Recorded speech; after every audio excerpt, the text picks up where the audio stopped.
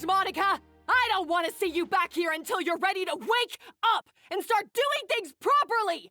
Right now, you're a disgrace to my kitchen and to the Hotel de Boer name! It was an accident.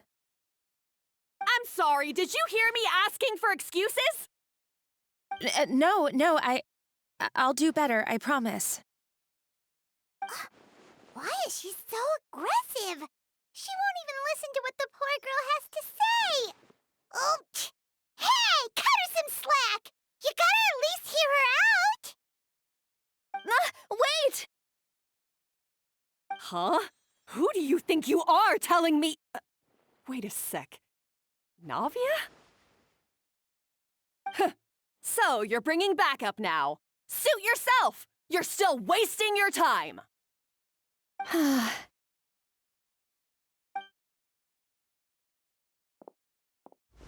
Savannah, is this how you always treat your staff? My staff is right. I'm the one in charge here now. And last time I checked, the Hotel de Boer doesn't take orders from the Spina di Rosula. Of course. How you run your kitchen is none of our business. But when a member of your staff is so overworked he becomes gravely ill, that most definitely is our business. We're going to stand up for him, whether you like it or not. Overworked? I've said it before and I'll say it again. If Vermont can't handle the job, then tough luck. There are plenty of other capable people I can hire instead. But Philmont can do the job, he just... Monica, back inside, now! Huh? But you said I shouldn't come back until... Just do as you're told, and not another word out of you! Come on, we have work to do!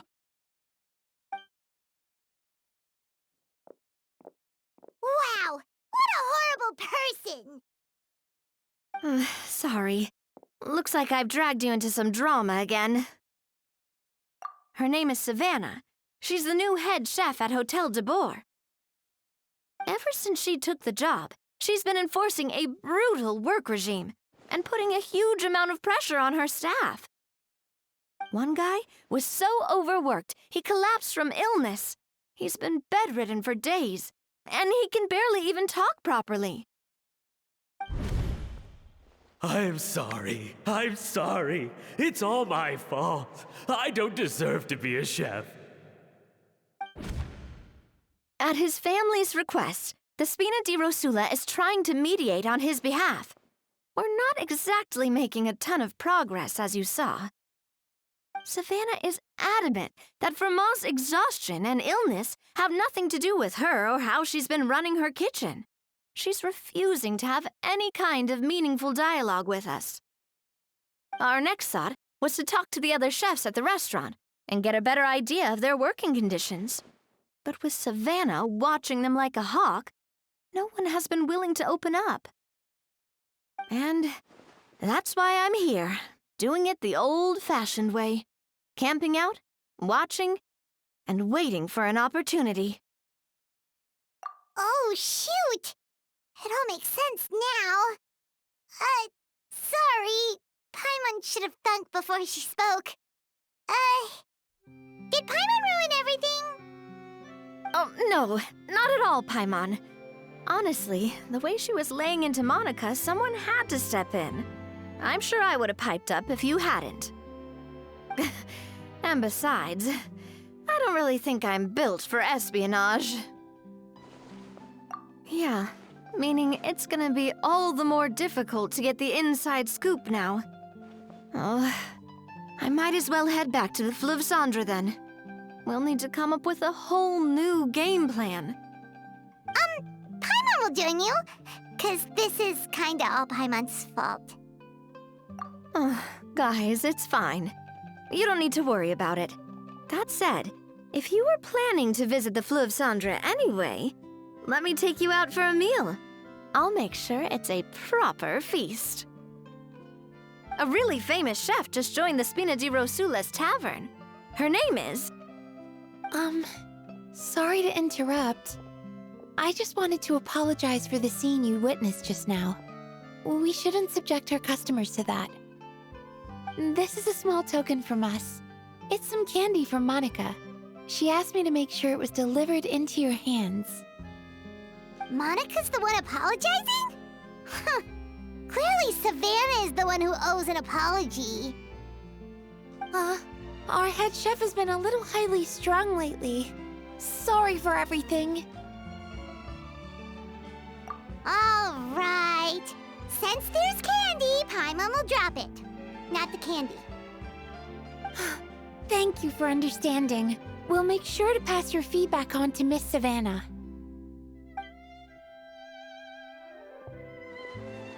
A little highly strung, huh? Paimon doesn't get it. How did someone like her even become head chef? Well, according to Fermat's family, she hasn't always been like this. But that's a story for another time. Let's try this candy. Oh, Paimon totally gets it. Come on, dig in! Huh? Hold on, there's something written on the wrapper. Find Escoffier?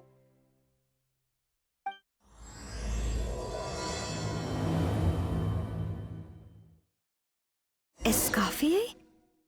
Could this mean... Huh? You know that name, Navia? Yeah. Let's stick to the plan and go back to the Fleuve Cendre for now. That's where we'll find Escoffier anyway.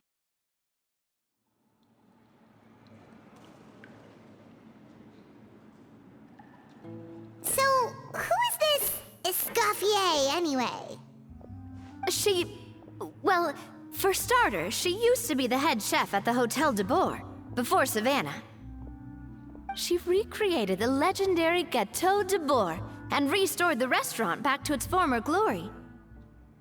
Safe to say, she's the most renowned head chef in the Hotel de Boer's history, after the culinary genius Modeste himself. Gâteau de Boer? That's the super exclusive cake that they only sell a few slices a day, right? Wow. Why the heck would she let Savannah take her place? Well, apparently, the Hotel de Boer was reported for a safety incident. Someone claims that the kitchen was adding an illegal substance to their menu. But none of the chefs had any idea how it could have gotten into the food. In the end, Escoffier decided that as head chef, she should take responsibility, and she was sent to the Fortress of Meripede. The Fortress of Meripede?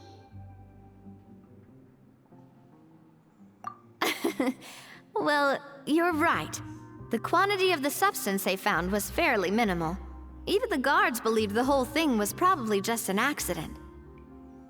Escoffier didn't have to stay in the fortress for long, but still, by the time she returned, the role of head chef had already passed to Savannah. So that's what happened. Paimon still thinks it's really unfair. Even though Escoffier is no longer head chef at the hotel, she's still well respected by the staff. So, I'm guessing what Monica wants is for us to convince Escoffier to try and negotiate with Savannah on the staff's behalf. Oh, Paimon gets it! Monica wants Escoffier to come back and kick Savannah out. It's simple. If the new head chef is stressing everyone out, then the solution is just get the old one back. Well, about that... You thought cream of mushroom soup was ready to serve after 3.5 minutes on the stove! You'd have had more sense serving hot water with ice cubes. At least then, you wouldn't have wasted all this perfectly good cream and mushroom! What do you say, Hilaire? I'm sorry, Cream. I'm sorry, Mushroom. As you can see, Escoffier is that kind of chef as well.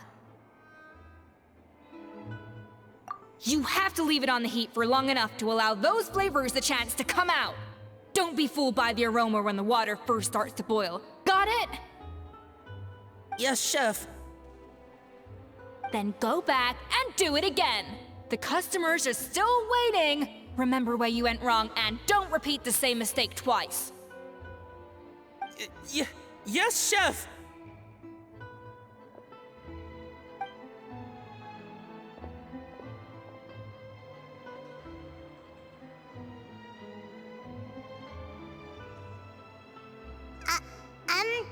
Excuse us, Waiting to be served?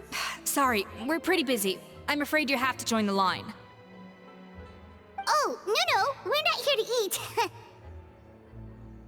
So you're not paying customers? Then I'm afraid the wait will be even longer. It's hard to talk to Escoffier when she's in the zone. Let's take a seat. We can catch up while we wait.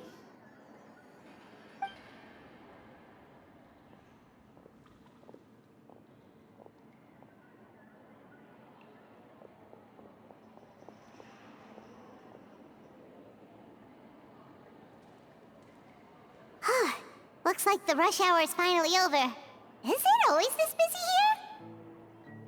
These days, yes. I'd say business has tripled since Escoffier joined as temporary head chef. Well, in her words, the Hotel de Boer doesn't need her anymore. It doesn't look like she's got any plans to go back. I guess I'll be heading off then. Wait, take these home with you. We can't serve them now, and there's no sense in letting them go to waste. Oh, thank you, Chef. For what? Like I said, I just don't want them going to waste. Oh, and tell Fiamma to get well soon, so you're not running yourself ragged every single shift.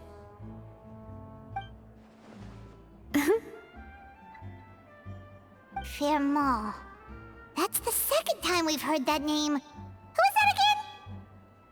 He's the chef that fell ill from stress. Hilaire is his son. And with Mom stuck at home taking care of Dad, he decided to pick up some work to help pay the bills. Escoffier knows their situation, so she's been making some extra food every day for him to take home. Hey, I heard that, Navia! I've told you before, no one's making extra food. Hilaire is making blunders in the kitchen, and I can't serve his failed dishes, so he might as well take them home. Yeah, failed dishes that just so happen to be nutritionally complete every single time.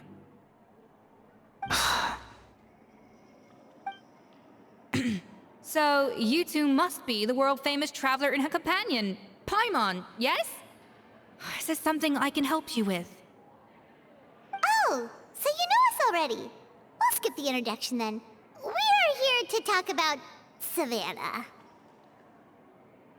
I certainly am. The Spina's headquarters are right next to the tavern. And I've lost count of the number of times Navia's come to pester me about it. But I don't work for the Hotel de Boer anymore. And being ex-head chef doesn't give me the right to interfere with that business. Besides, I'm the one who persuaded Savannah to take the job in the first place. What? Well, she was a much gentler person back then. A little timid, even. She wasn't at all confident that she was the right fit for the role. That's hard to believe. Are we definitely talking about the same Savannah here? Honestly, I do wonder if she's just emulating me. I mean, I'm not the most pleasant head chef to be around either. Anyway, suffice to say that given the history between us, it'll be tricky for me to tell her she's doing her job wrong without coming across like a huge hypocrite. Fiamma and the others probably think that Savannah gets it all from me. I wouldn't be so sure about that, Escoffier. Look at this note we got from Monica. She mentioned me. Whatever shortcomings you feel you have, it looks like Monica still trusts you. As for the others, well, how can you know what they think unless you ask them? Monica.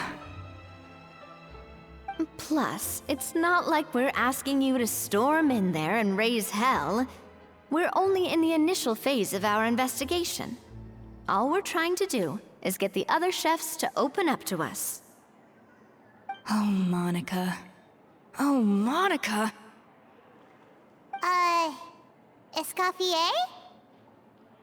I can't believe her! Powdered sugar is supposed to be applied sparingly. Look at all that on the wrapper. It's thicker than the sole of my shoe. Unbelievable! I won't stand for this. She has to learn. Come on, we're going. Wait, so now she's, Let's go catch up to her. We don't want to keep her waiting.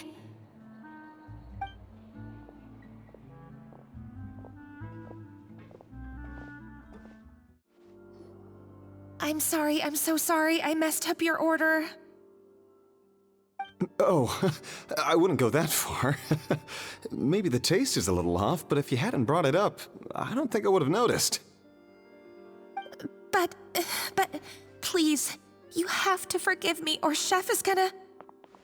Okay, I know. I'll kneel before you. What the heck? Get up, Monica! Can't you see that you're just making your customer feel more awkward? Escoffier? If you want forgiveness, then do what any self-respecting chef would do. Make the dish again. And this time, get it right. You cannot go begging your customers to feel sorry for you. Savannah said that I'm not allowed back in the kitchen until I've corrected my mistake. But if I can't go back into the kitchen, I can't do the dish over.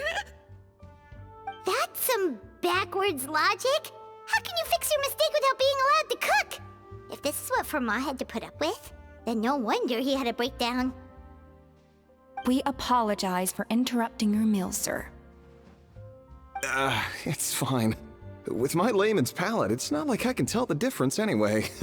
I was actually quite enjoying my meal until she appeared out of nowhere and started apologizing. Gave me a bit of a fright, to be honest. Oh, well, it's because Chef Savannah tasted a bit of the leftover soup from my pot and then threw me out of the kitchen. Gosh, that's pretty strict. Has she always been that way? I don't recall things being like this when Escoffier was head chef here. I gotta say, you're all looking a little worse for wear these days. I mean, Escoffier was strict too, but I think the difference is that her criticism was more constructive, so you knew what you did wrong and how to improve, and we all knew that it came from a good place. Chef Escoffier was hard on us because she truly wanted us to reach her level.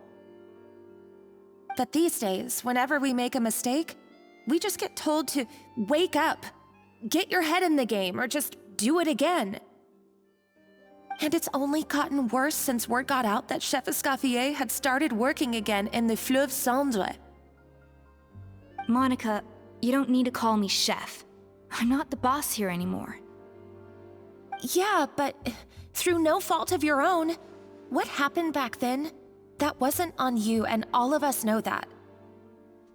That banquet was a huge event, and so many staff were involved every step of the way. With so many moving parts, there's no way of knowing how that lumiline ended up in the food we served. Lumiline? What's that? A new drug from the Fontaine Research Institute, produced from an extract of the lumitoile. Apparently it sharpens the senses, so they used it to treat people with impaired responses to stimuli. Oh, yeah, I've heard about that. They found out you can use it as a flavor enhancer since it stimulates the taste buds. Makes things pretty addictive. They also found that overuse can have mood-altering effects, and even lead to nerve damage. So it quickly ended up on the guard's list of controlled substances. Unfortunately, however, some food products containing the additive had already made it to the market by the time the guards banned it from the restaurant industry. Everyone knows that in all likelihood, someone probably just purchased a batch of contaminated ingredients by mistake. But you took all the blame. We all know why. You just didn't want to see this turn into a place where tensions are constantly running high, because everyone's suspicious of each other all the time. And now look at you, a fry chef in the Fleuve Cendre. What are you trying to say? Sure, the Spina's Tavern is no Hotel de Boer, but come on. It's not that bad, is it? Oh, the Fleuve Cendre, you say? Great. That's where I'm dining from now on. Monica, I'm very happy with my current job. And there's no changing the past.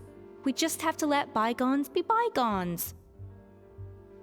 Besides, at the end of the day, I was the head chef, regardless of whose mistake it was. Ultimately, the responsibility lay with me. If only Savannah was half the boss you were. I'm sorry? Do you have a problem with my conduct as head chef? No, chef. So, you do remember who's boss? Escoffier? I thought you'd left this place for good. What are you doing back here? What happened to you, Savannah? Why are you acting like this? When I turned this place over to you, You made me the head chef and gave up your right to tell me how to do my job. You're not the boss here anymore, so stop acting like you own the place. Whoa. Sounds like someone has a chip on her shoulder. Oh, Savannah! My God, have you grown a temper since I last saw you? Have you put even half the amount of energy into improving your cooking skills, or are you still using the Pluie Lotus as an off-brand marcotte, thinking no one can tell the difference? That's none of your business! What happened to not storming in and raising hell? Ho ho! I was not expecting to see something this spicy as soon as Escoffier returned. Huh? Fan Agem? Aye, miladies. Might I make a humble suggestion? Given that we have ourselves a tête-à-tête between chefs at the Hôtel de Bord, I dare say it would be de rigueur to settle this the traditional way. The traditional way? That can only mean one thing. That's right! I'm talking, of course, about the tradition established by Modeste himself. The cooking contest!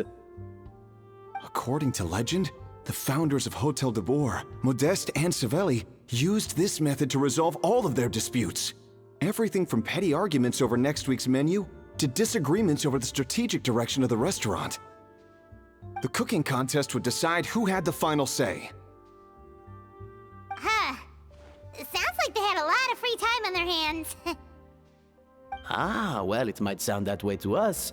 But in fact, the cooking contest played an enormous role in motivating chefs to hone their skills, reaching new heights of excellence in the culinary arts. And indeed, the reintroduction of this institution in recent years has surely been instrumental in transforming the Hôtel de Bord into the top-ranking restaurant in Fontaine. Reintroduction? Someone brought it back? Who? What say you, Escoffier? Surely you of all people won't back down from this challenge. It was you who put the rule in place, after all. Sure, I reinstated it, but I'm not a chef at Hotel de Boer anymore. Isn't this bending the rules a little? I see no issue as long as both sides agree to the terms. We could simply treat it as an exhibition of sorts. Savannah, any objections? Exhibition. Huh. No. If we're going to battle it out, let's put it all on the line. If I lose, it's up to you what happens to me. I don't want anything to happen to you. But if you lose, you hand over the Codex de Boer to me. What? The Codex de Boer? Only the legendary handbook written by the original head chef Modeste. It contains all his secret recipes, including Gâteau de Bourg. It's the greatest treasure in Fontaine's culinary world, and only the present and former head chefs of the Hotel de Bourg have the right to read it. Present and former? Wait, but that already includes Savannah, though. What do you want that old thing for? You have your own copy, don't you? Don't take me for a fool. You know perfectly well what I mean. I want your copy, the original version, the one you took with you when you left us. I'm sorry, I must be missing something. You know, there's no difference between the original and the copy, right? They contain the exact same recipes. Stop trying to change the topic. What's wrong, Escoffier? Scared you're gonna lose to me? Or are you scared of me getting my hands on the original codex? Savannah, you may remember that we gave her the original as a parting gift, to thank Escoffier for her years of service. Asking for it back feels a little, Oh, I'm sure it won't be an issue, as long as both sides agree to the terms. Those were your words, weren't they? And as for the contest itself, let's make it a bake-off. Gâteau de Bourg, per the recipe in the codex. Well, Escoffier, you against me. Are you in or out? You sound surprisingly confident. Alright then, let's see how much you've actually grown. I hope you surprise me, Savannah. I'd hate to find out that all you've learned after this long is how to chew people's heads off. Believe me, I'll show you. Escoffier, are you sure this is a good idea? You accepted her terms a little hastily. Oh, it'll be fine. Let's head back to the Fleuve Cendres so I can get prepping. So, this whole bake-off thing kind of came out of nowhere. Was it really sensible to just go along with it? Well, I got a sense that she's holding something back. But we chefs always express ourselves in our cooking. So if she won't talk, this might be the best way to find out what's really going on with her. Huh? Holding back? Sure didn't sound that way to Paimon. Escoffier only picked up on it because she's the same way. Always closed off, never letting you know what she really thinks. That's patently false, at least where your macarons are concerned. I've been nothing but truthful with you about the disgraceful amount of sugar you use. Okay, that's one case where you can keep your thoughts to yourself. Oh, that? Well, it's not so much a recipe book as a diary of Modeste's adventures. Back in the day, he and his good friend Savelli explored far and wide, partly adventuring, partly looking for new ingredients and developing new recipes. Their creations had an enormous influence on the course of Fontaine cuisine, turning it into a much more vibrant and diverse scene. For instance, legend has it that the original Gâteau de Bourg was made using a special secret ingredient that Modeste discovered on one of his adventures. So rare was the ingredient that they could never make more than 16 slices of the cake per day. But everyone who tried it claimed that it was one of the most blissful and invigorating things they had ever tasted. Modeste and Savelli went on to found the original Hotel de Bourg, which catapulted them to stardom in Fontaine's culinary world. Especially Modeste. He was hailed as a once-in-a-generation genius, and over time, the recipes from his adventure log became known as the Codex de Bourg. Paimon's heard this kind of story before. Armed with the Codex, the Hotel de Bourg took its rightful place as the finest restaurant in the land, serving those recipes for centuries to come. Something like that? What? No, of course not! Cooking is a constantly evolving art form. How could any restaurant survive if they only served food that was popular last century?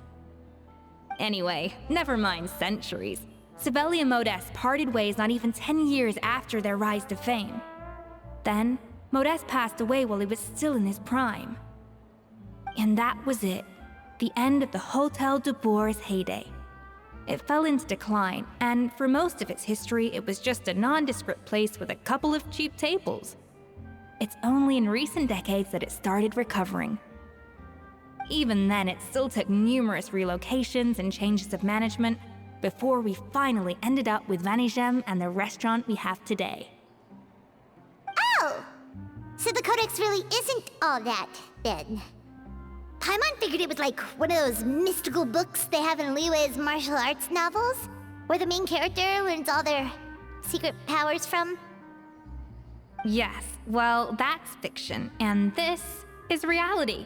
You can't meet the tastes of modern diners by following some ancient recipes from a dusty old book. Case in point. Even the Gâteau de Boer they sell now is actually Escoffier's reimagination. Wait, really? Why though? Didn't that recipe make it into the Codex? It did, but like I said, it's a dusty old book now, and the records aren't as legible as they once were. Not to mention that there's no way of finding the secret ingredient Modest wrote about. So, reimagination is right. I consulted some historical records and took what I could from the Codex. But ultimately, the Gâteau de Boer of today is my own recipe.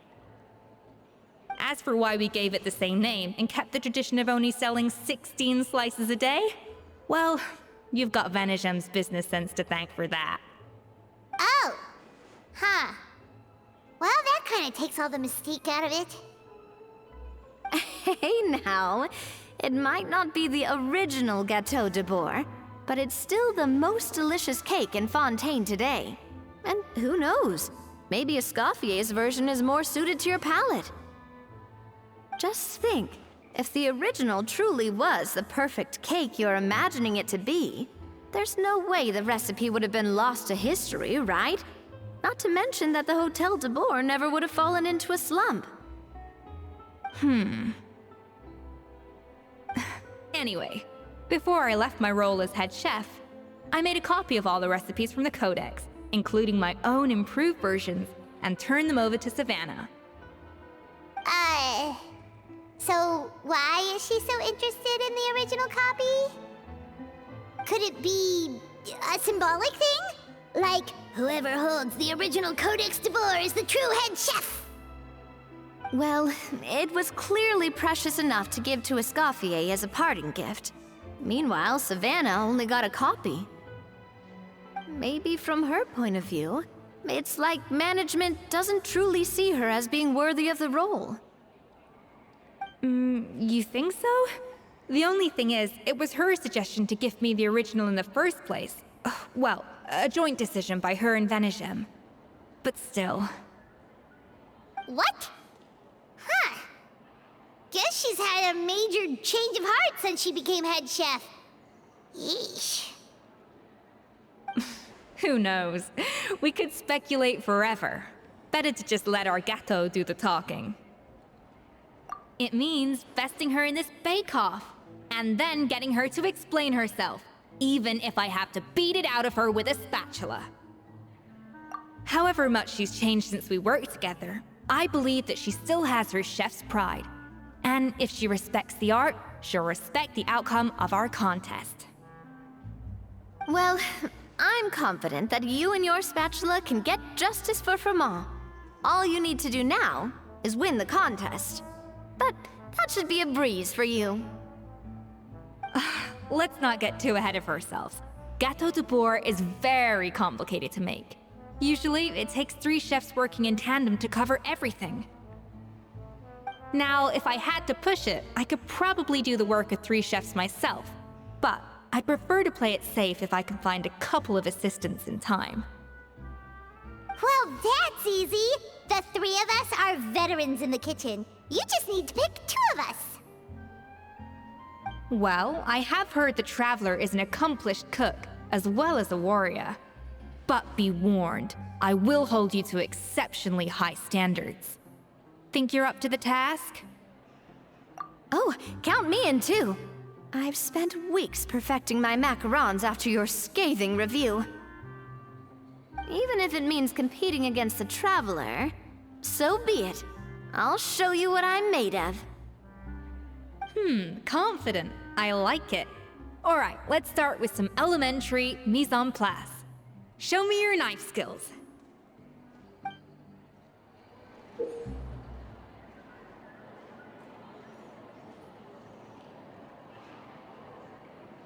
I've always called it chopping stuff up, not mise en place. But it's basically the same thing, right? Looks like you found that easier than I expected. Yeah, thankfully it was pretty straightforward in the end. You made it sound like we'd be carving statues out of fruits or something. Well, brace yourself, because the next step is anything but straightforward. I'll be using this cold press to extract flavor compounds from the ingredients. A kind of special food processor I got the Fontaine Research Institute to make for me. It uses cold temperature extraction to isolate the essence of cooking ingredients, which can then be used to flavor dishes more precisely. But this isn't exactly standard kitchen equipment, so that probably didn't make a whole lot of sense. Let me give you a demonstration instead.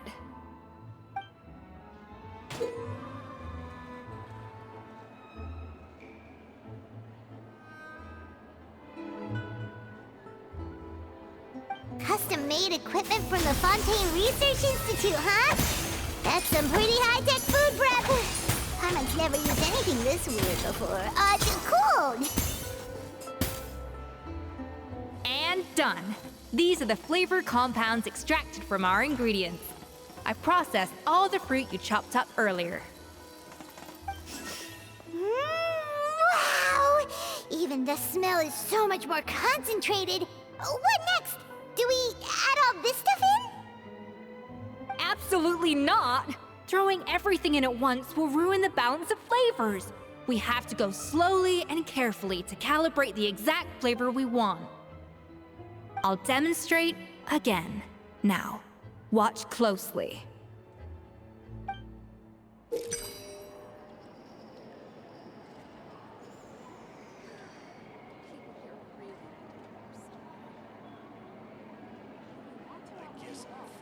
Slowly and carefully. Not a drop too much, and not a drop too little.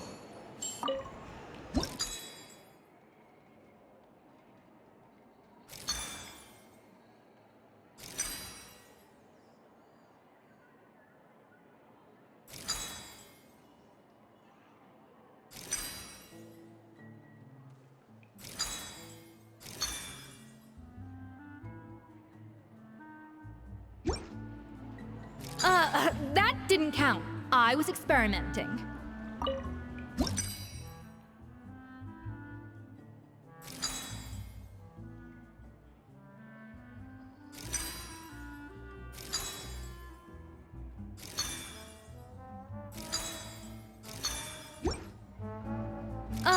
That didn't count.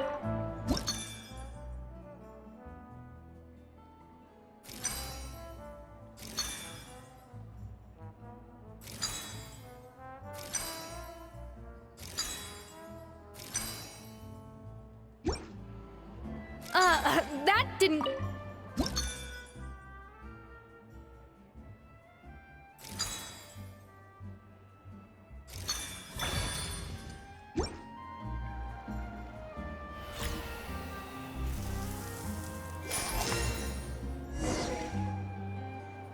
And voila! Now it's your turn.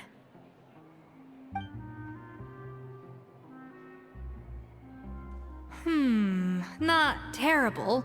Considering this was everyone's first time blending flavor extracts, it could have been worse. But the Traveler's work was surprisingly good. Are you sure you've never done this before? You got almost perfect results on your first try. That goes without saying. Still, credit where credit's due. You did well. Alright, now for the part I've been looking forward to. I want each of you to cook something from the Hotel de Boer's current menu. I'll judge your submissions and give you a final score. That's right. The true test of your cooking skills is the finished product. It'll be good practice for the contest itself. Now get to it. Chop chop!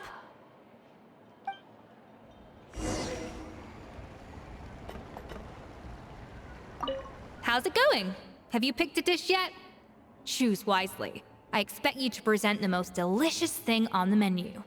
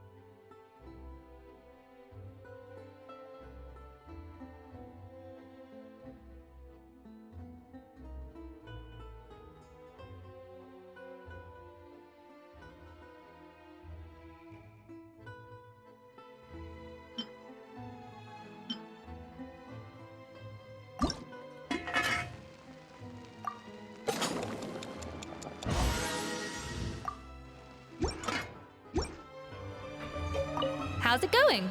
Have you...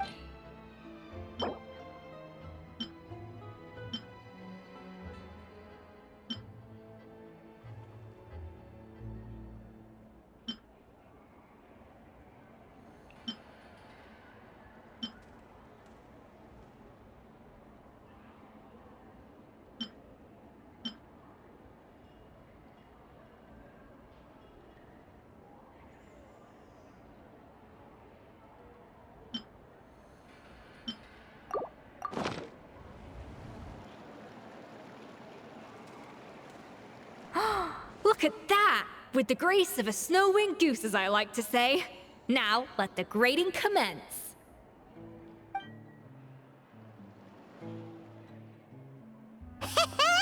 Pretty good, right? Not to brag or anything, but Paimon's a bit of a connoisseur when it comes to la food. 6 points. What? Oh, well, fair enough. Paimon doesn't cook all that often, so as long as it's a pass. That's 6 out of 100. What?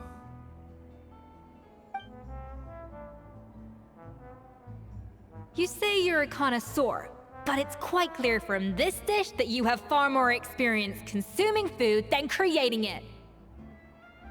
By that logic, I suppose you think listening to Lady Farina on repeat every day would make you an opera singer. Aww. Oh, me next, me next! I'll have you know that this batch of macarons has 2 whole tablespoons less sugar than my previous ones. So you went from 12 tablespoons to 10? Well, it's nice to know you actually measured it out. Because it tastes like you just threw in whatever was left in the jar. 6 points. Aw. Now to the final dish. So, what do you think? This is our last hope. 8 points.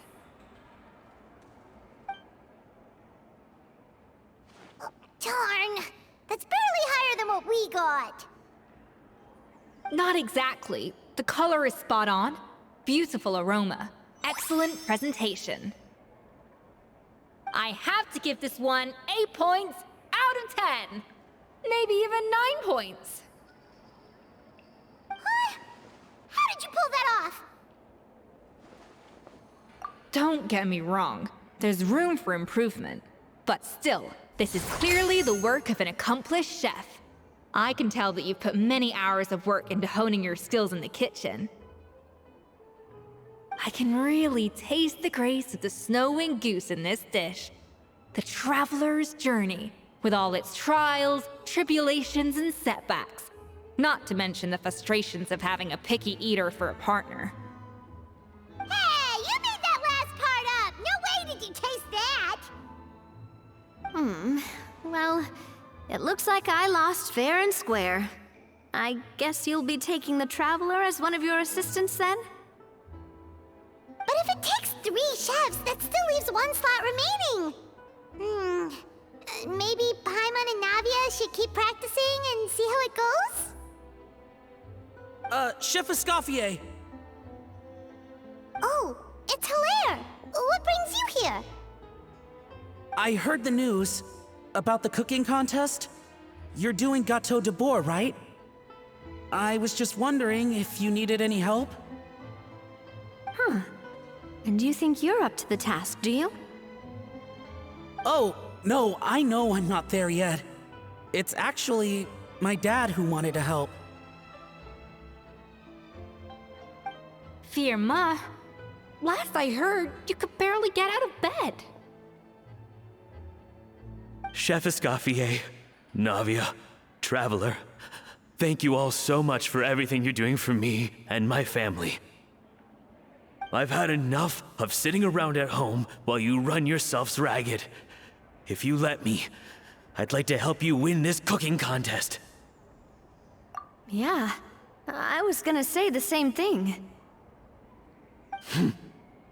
Don't you worry. I'll be fine. I'm feeling much better now. I'm sorry. I know I've been rather useless these past few days, but not anymore. The fact is, I'm a fine chef, despite recent events. I've proven myself in the Hotel de Bois kitchen, so if anyone's qualified to work under Chef Escoffier, it's me. I think. I hope so. Firma, have you even set foot in a kitchen since leaving Hotel de Bois? I have not, but I'm fully rested now. I know I can handle it. I'll prove it. Let me whip something up for you right now.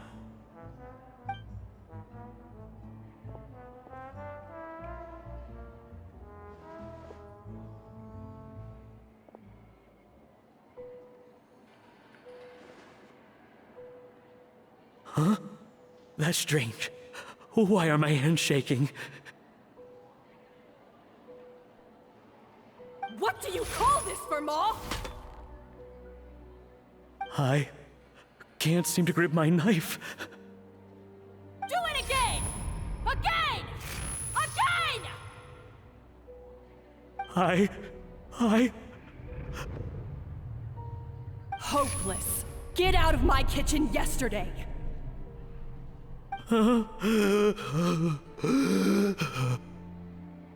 Dad, what's wrong? I don't understand.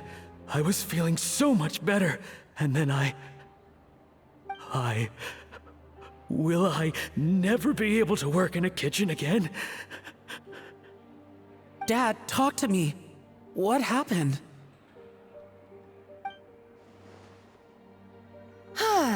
I think the real issue here is not physical exhaustion, but psychological trauma.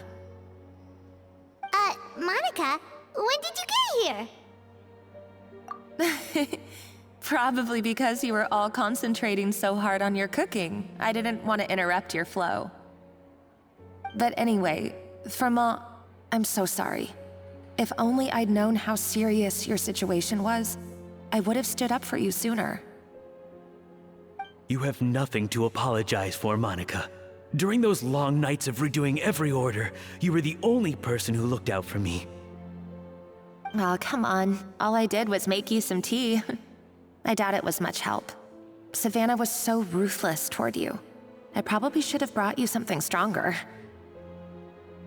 She sounds like the worst. All right, another Savannah horror story. Let's hear it. She's been getting harsher and harsher on us ever since she heard about Escoffier's new role in the Fleuve Cendre. Seems like no matter what we make, she'll find something wrong with it. What is this? It looks like a dog's been at it! In the trash now! Then she orders us to redo the dish again and again, but we never know what's going to make her happy. Do it again, do it again, do it again! Every time you remake it, you just get another earful from her. Either straighten yourself out, or get out of my kitchen! So now, it seems like just picking up a kitchen utensil gives me flashbacks of her yelling at me. Oh man, that must be awful. The more I want to get it perfect, the more my hands shake, and the more scared I am of making another mistake. How can you give up so easily, Fiamma? You weren't a quitter when you were working for me. And even under Savannah, you talk about working late into the night trying to perfect your dishes. That says to me that you still hadn't lost that determination to prove yourself. What changed? I don't know what's come over me. When I think back, I just remember feeling like my heart and my hands were growing heavier and heavier as the shift went on. Each time I had to redo a dish, my heart sank a little further. Maybe Savannah was right. Maybe I am just hopeless at this. Dad. I see. Well, it sounds like there are some deep issues at work here. Ones that won't be resolved by merely seeking compensation. I will win this contest, and after that, I encourage you to approach Savannah and talk this out. But what if you can't find another assistant in time? Clearly, I'm in no state to help out. You think being one person short will ruin my chances? Let's not forget, I taught you and her everything you know. Even if I had to go it alone, I would present the perfect gâteau. Oh, well, Paimon and Navia will still keep practicing, just in case. And so will I. Yeah! And if worse comes to worse, we can always get the Spina di Rosula to put out an emergency call for chefs. There's gotta be someone out there, right?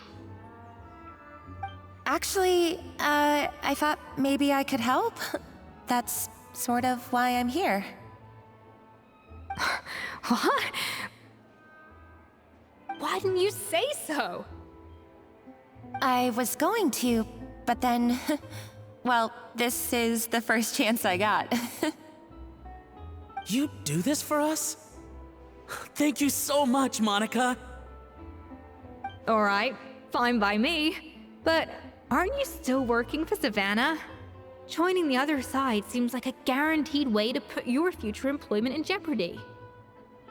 I know, but it's all right. I've made up my mind. With the way things are, I can't keep working for Savannah much longer anyway. Unless I want to become the next Fermat. I'm done with sucking it up. It's time to try and turn things around. If this cooking contest can get Savannah to see the error of her ways, then I'm sure she'll forgive me for this. Well, Paimon didn't think we'd be poaching from Savannah's staff to get our third person, but there you go. Anyway, Monica's a professional chef, so nothing could possibly go wrong now. Great! Then it's settled. And to congratulate you all on making the team, I propose a Spina-sponsored meal to celebrate. Spina sponsored? Wait, you mean I'm cooking? Well, I promised the Traveler a feast in the Fleuve Cendre. And I know how much you've been looking forward to it. Yeah! Feast, feast, feast! Alright, if you insist, then prepare for some of the finest food of your lives.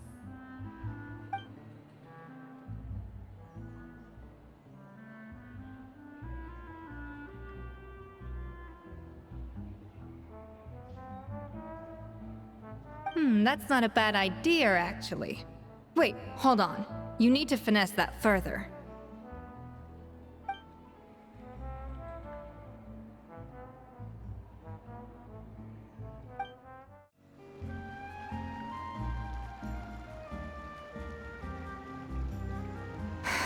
Why, Savannah?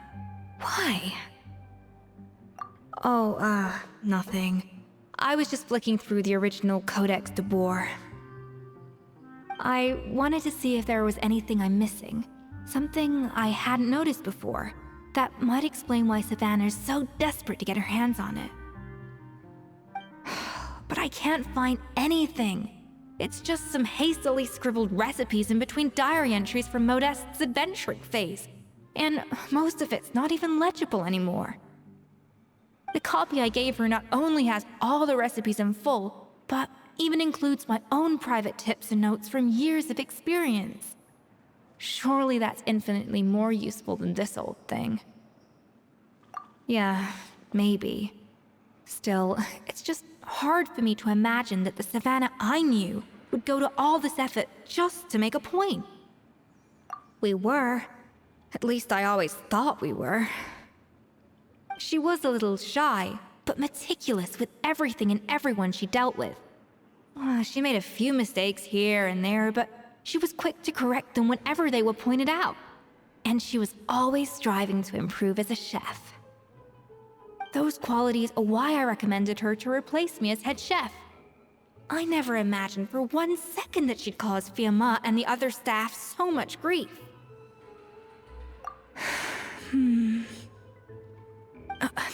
Well, I mean to an extent, of course. I pushed hard for her to get the role. And the idea that she turned out like this because of me is difficult to come to terms with.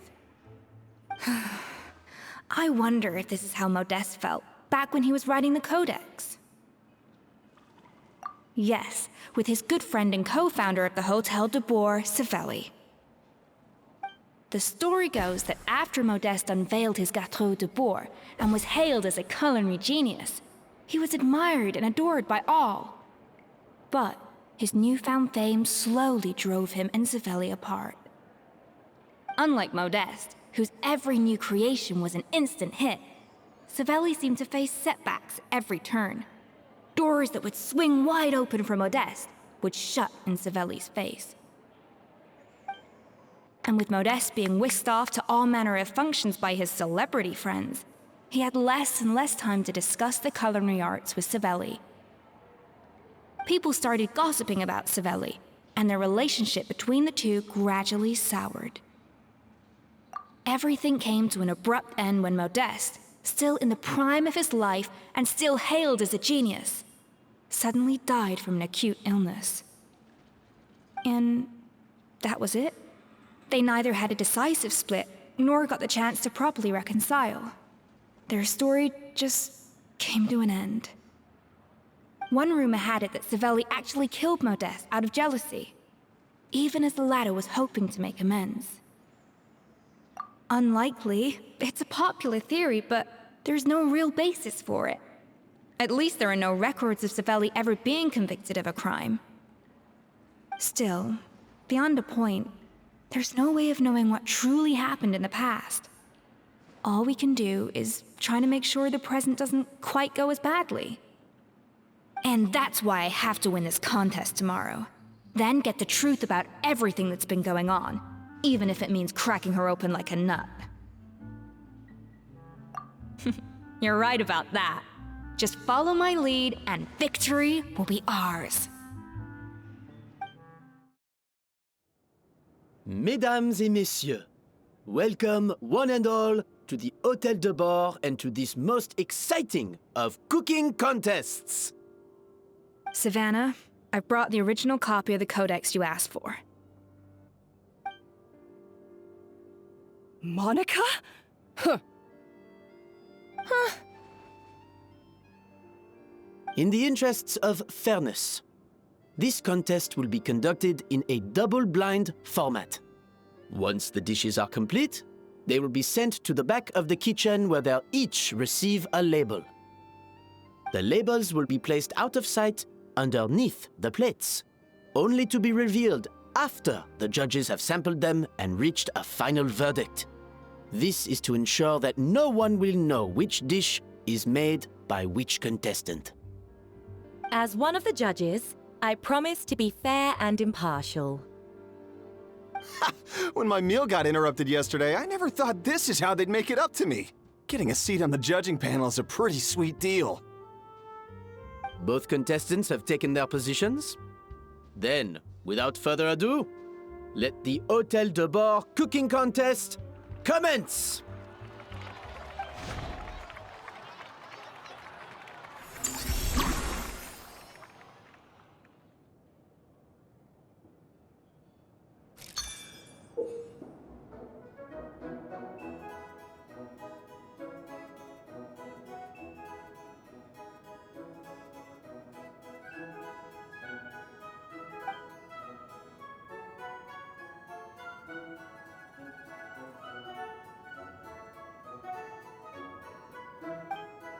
Monica, even the best chef in the world can't flavor their food without prepping the flavoring, right? Alphonse, Gaspar, get to work! Do not disappoint me. Looks like our two head chefs are raring to go. Like an oven on full blast, this competition... That should be enough flavoring. Now hurry up and balance the flavors.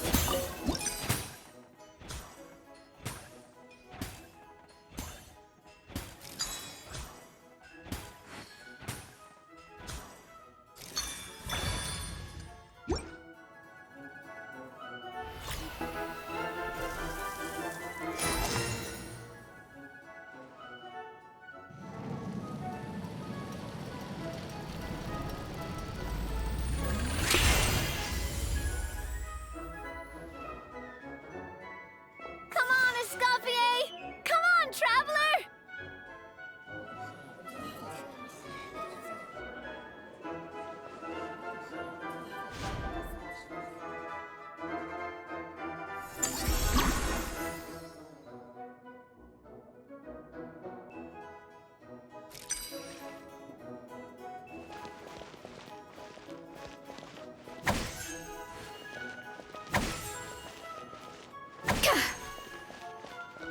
A little amuse-bouche. Yeah. Ja. Alpha!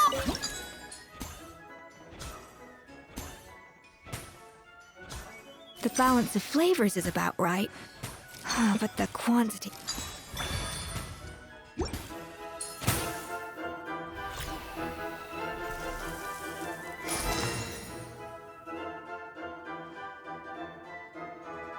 So, what do you think?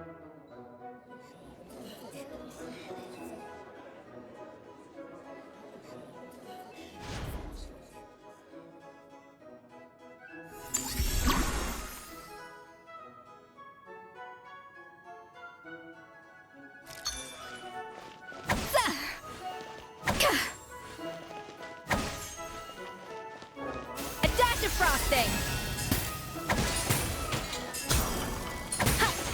Escoffier is already on the final step.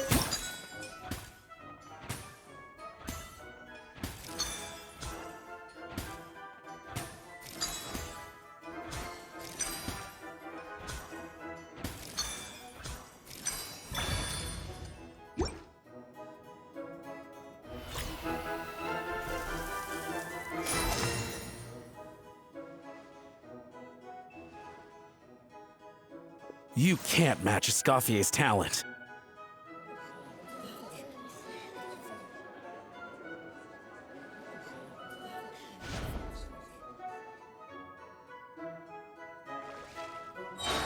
I present to you Gâteau de Bourg.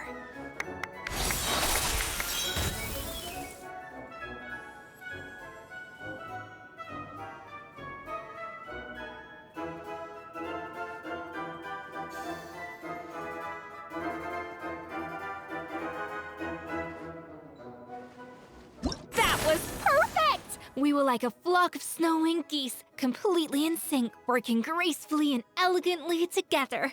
Great work, team!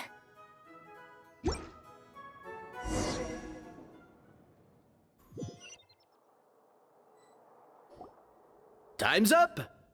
Contestants, please take your dishes to the back.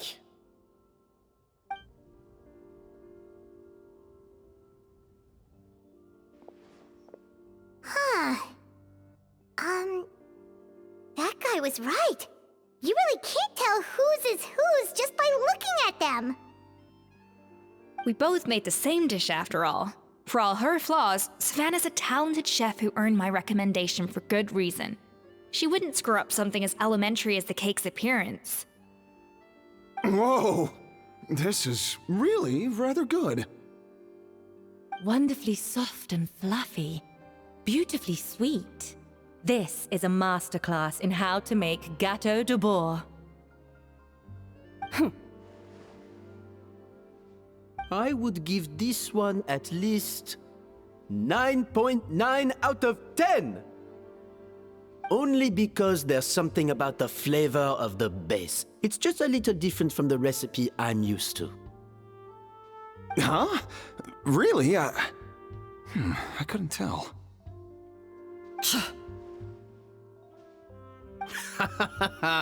All right, on to gâteau number 2. I haven't had a single bite and already this aroma is a delight to the senses. I have a feeling that this gâteau will be a gâteau for the ages. How exciting! I'm gonna dig in.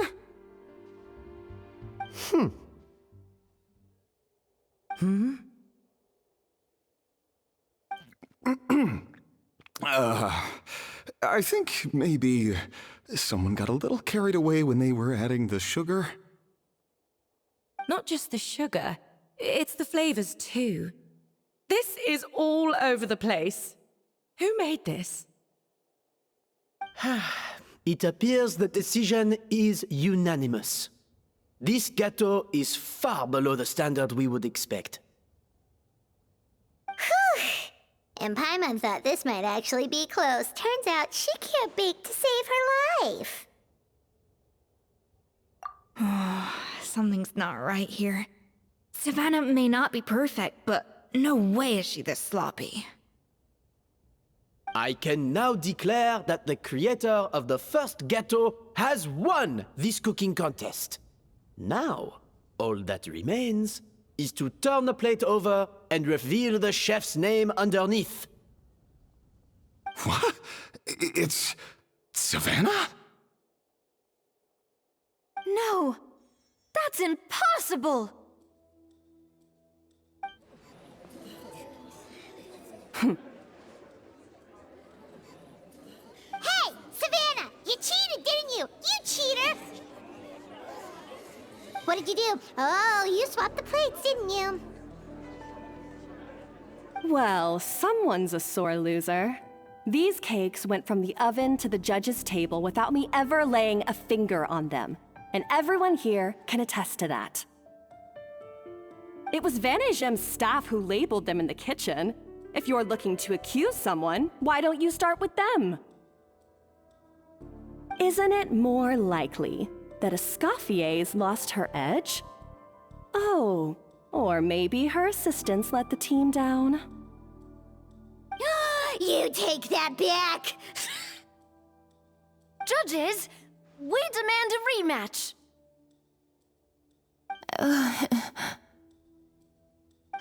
That's enough! What's done is done. As head chef, or rather as team lead, I take responsibility for the dish I served. Whatever went wrong and however it happened, I should have spotted it. Savannah, I didn't think you'd stoop this low just to beat me in a bake-off. What happened to your chef's pride? I don't know what you're talking about. If you want the Codex de Boer that much, you can have it. Escoffier, no!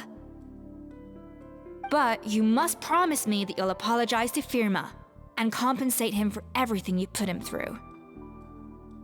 It's a little late to be negotiating terms. The contest is over and I won.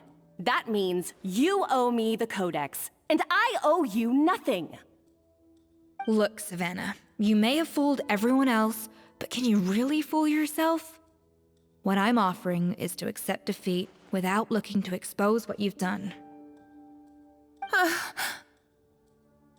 But only on the condition that you promise to stop putting so much pressure on your staff. Fine. I'll treat this as your final handover of duties from one head chef to the next. So, will that be all, ex-head chef? Or is there any other unfinished business you'd like to leave in my hands? I didn't mean that to be a scolding from your former boss, just a word of advice from a fellow chef and a friend. But I don't know if you're even open to input from other people anymore. I know what I'm doing. I don't need your advice. All right, fine. I'm glad to hear it.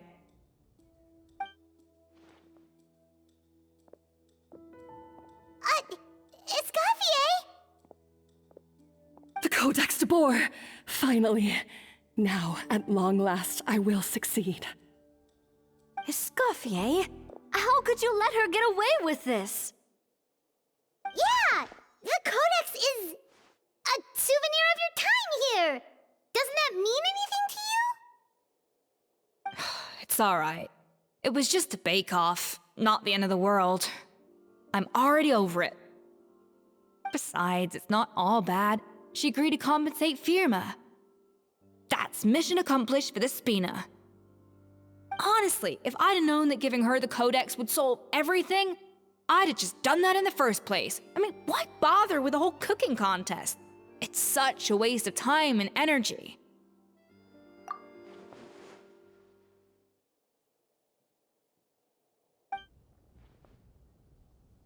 No.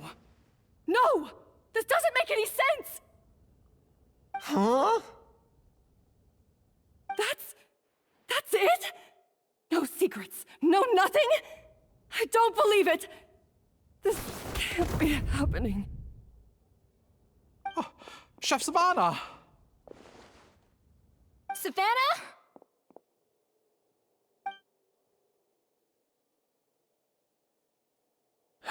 It's nothing life-threatening. Just a lot of pent-up stress and exhaustion. Oh, I knew it. Pent-up stress? The truth is, however hard she might be on the rest of us, the person she puts the most pressure on is herself. Yes, there are nights when she makes us redo things over and over into the wee hours. But for her, it's every night. She'll hide herself away in the kitchen, working on new techniques and recipes, and only realize how long she's been at it when we come to work the following morning. But why? Why would she do that? Our best guess is, she doesn't want to be seen as less of a chef than Escoffier. And there it is. Even so, that's no excuse for taking her anger out on the rest of you. Yeah, and it's definitely no excuse for cheating in the cooking contest. About that, we honestly have no idea how she did it. We were focused on our own work the whole time, like she asked. Leone and Algalia were the ones I tasked with labeling the cakes. I've already spoken to them both. They're at a loss to explain it too. Not to worry. Come on, join me downstairs. I'll interrogate the guilty gâteau myself.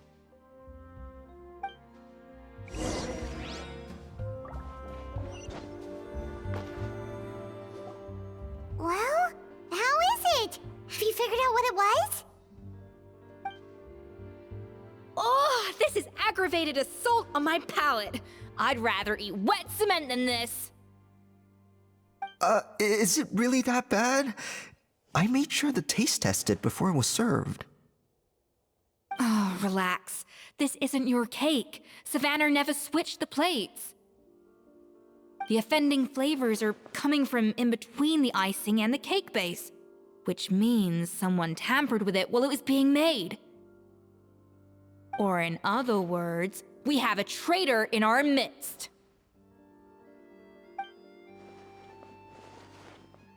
I'm sorry. I was forced into it. It was Chef Savannah. She said if I didn't cooperate, she would... Calm down, Monica.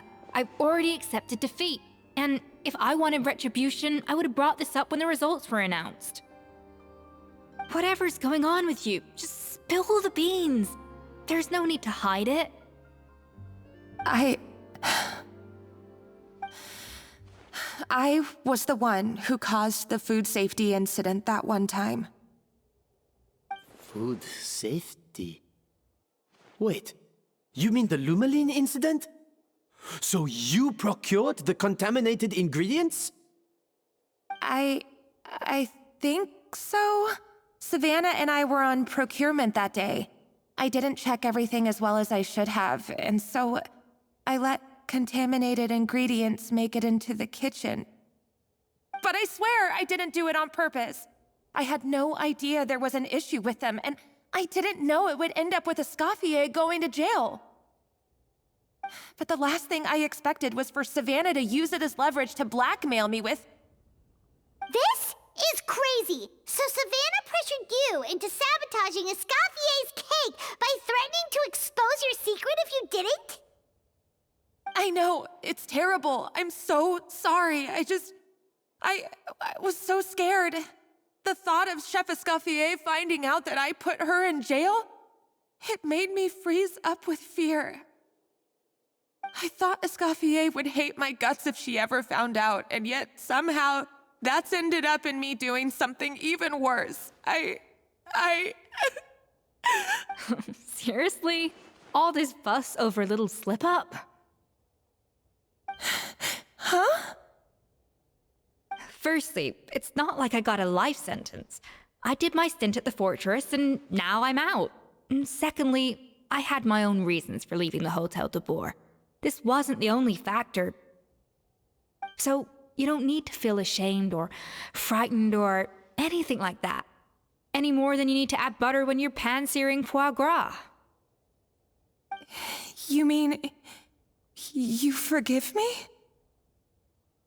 Oh, well, I'm not saying you don't have to take responsibility for your mistakes.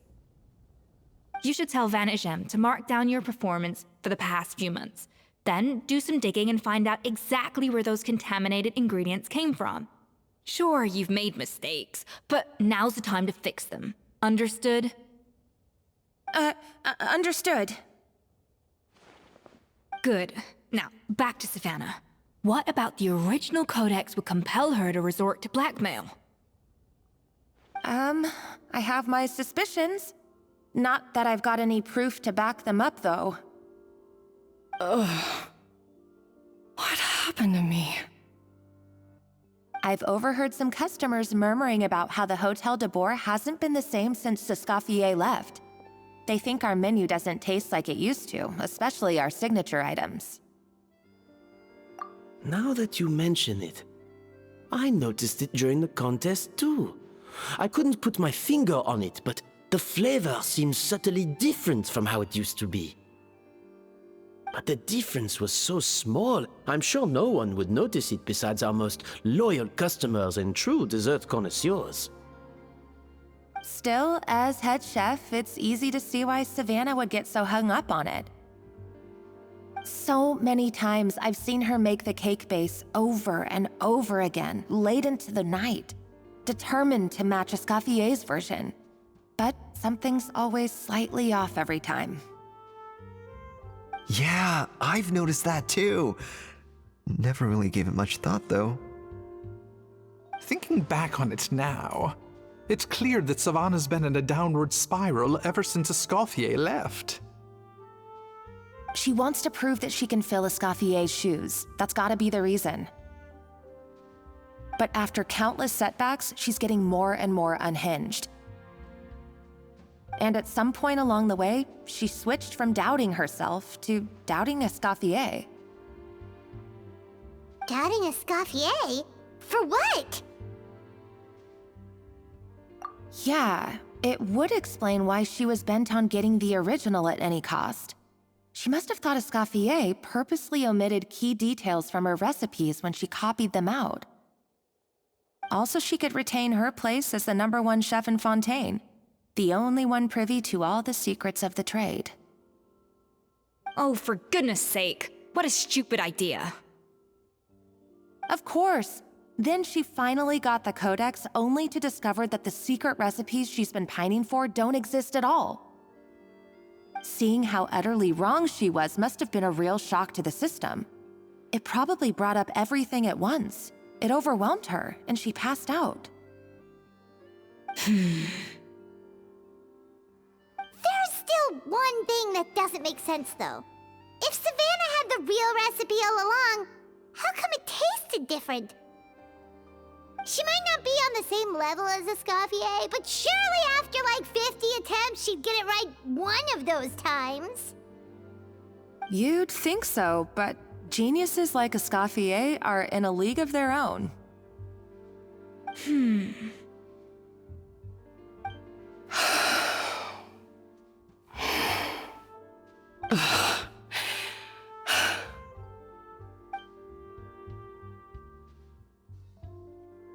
New head chef, you say? What's her name? I don't think I've heard of her before. I wonder, can the Hotel de Boer keep its edge without Escoffier at the helm? This tastes different from last time. Is it undercooked or something? Ugh!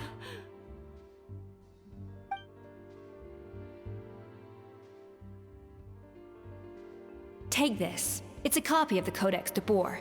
From now on, you will be its keeper. Don't listen to the doubters. If I say you can do it, then you can do it. Even if you don't believe in yourself, at least believe in me. Hey, did you hear me? Once I'm gone, the restaurant is all yours.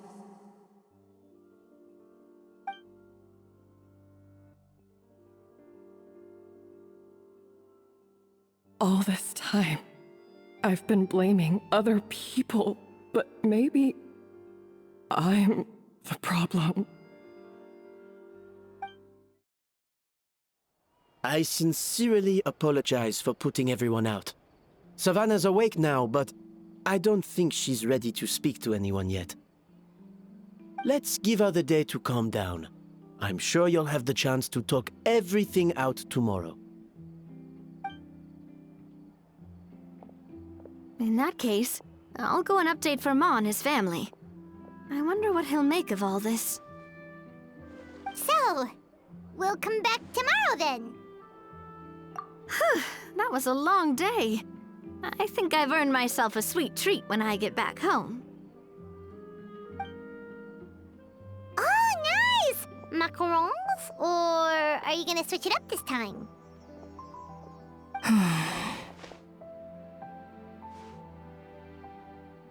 Traveler, how much do you know about the snow-winged goose? Every year, they migrate long distances in search of a suitable home. There's always one goose at the front whose job is to lead the flock. Fontaine poets often use the image of that goose to explore the ideas about leadership and genius. They usually imagine someone who's a cut above the rest, a model of perfection.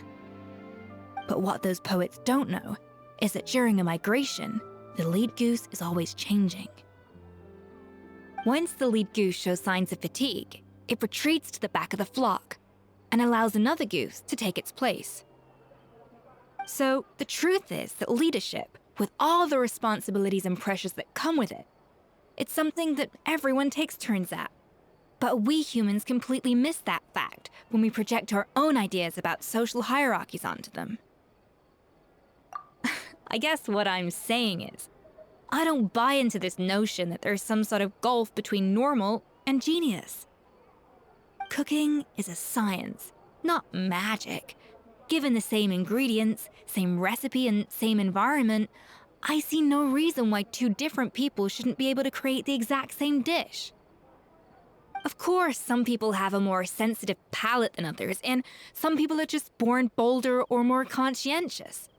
But these are all variables that can be accounted for with time and practice.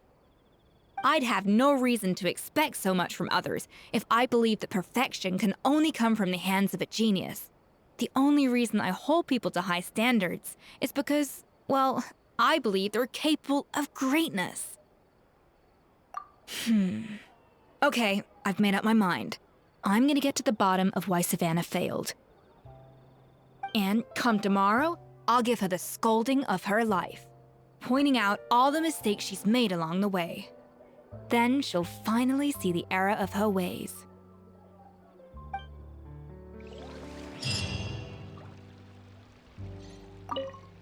Thank you for your words of encouragement.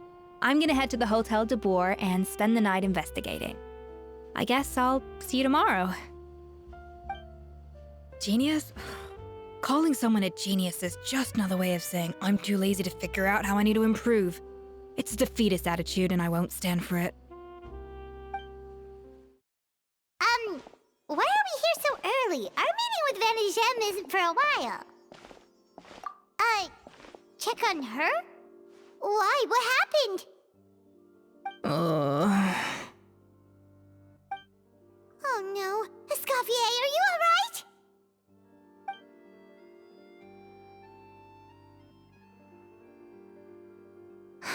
I'm fine. Just need to get some more coffee in me. Huh? What happened to my coffee? Did I really drink it all? Alright. Thanks. I appreciate it. Well, there's cooking facilities here. Or we could just grab a cup of coffee from Cafe Lutece, but either way, hurry! Coffee. Need coffee.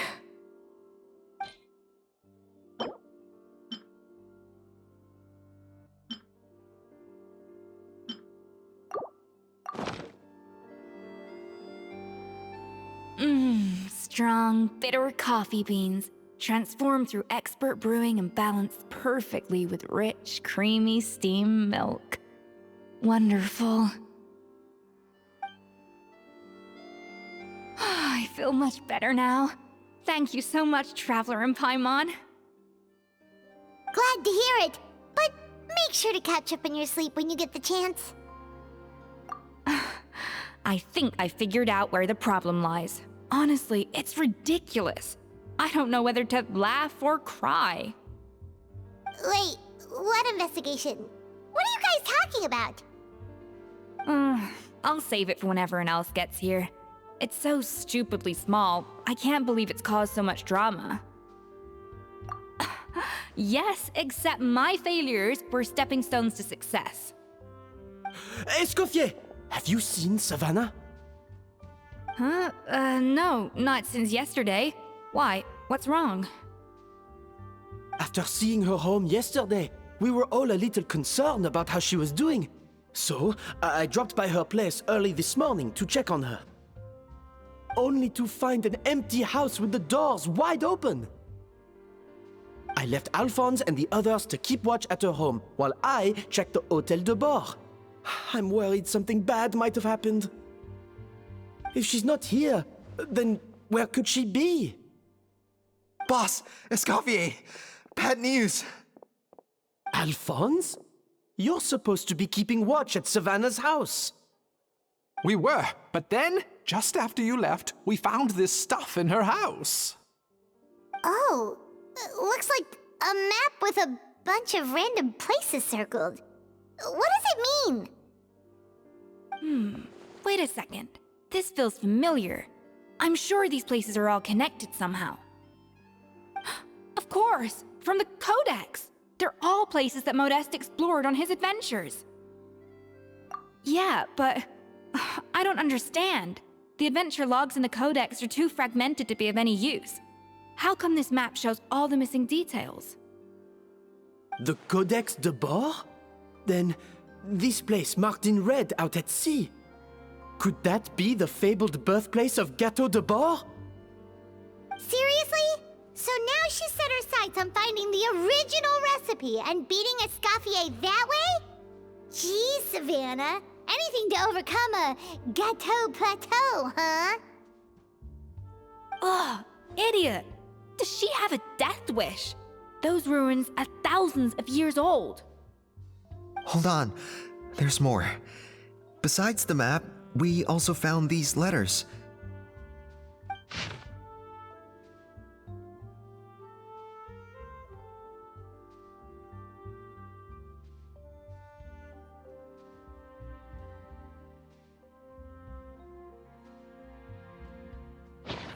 It was you. You let the Lumaline through, didn't you? It sounds like a threat letter. Does this mean that Savannah was responsible for the safety incident? And not Monica after all? Retrieve the codex by any means necessary. So the cooking contest and the cheating. Someone else was behind her pulling the strings? She's keeping the true recipe to herself. Ugh, this is all such a mess. Paimon needs a second to process this. First, we thought that Savannah forced Monica to cheat in the cooking contest. But now, it turns out that someone else forced Savannah to force Monica to cheat?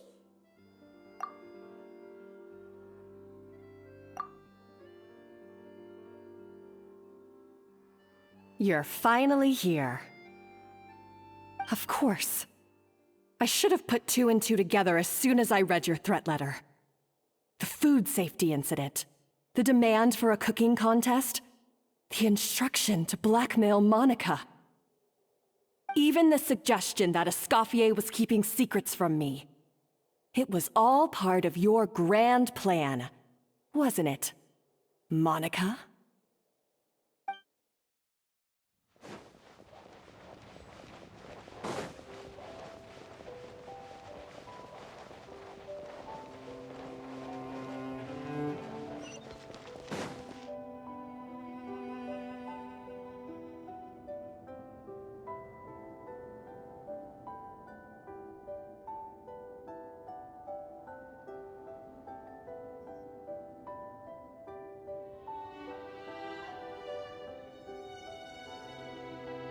Whoa, this place looks like an underwater restaurant, doesn't it?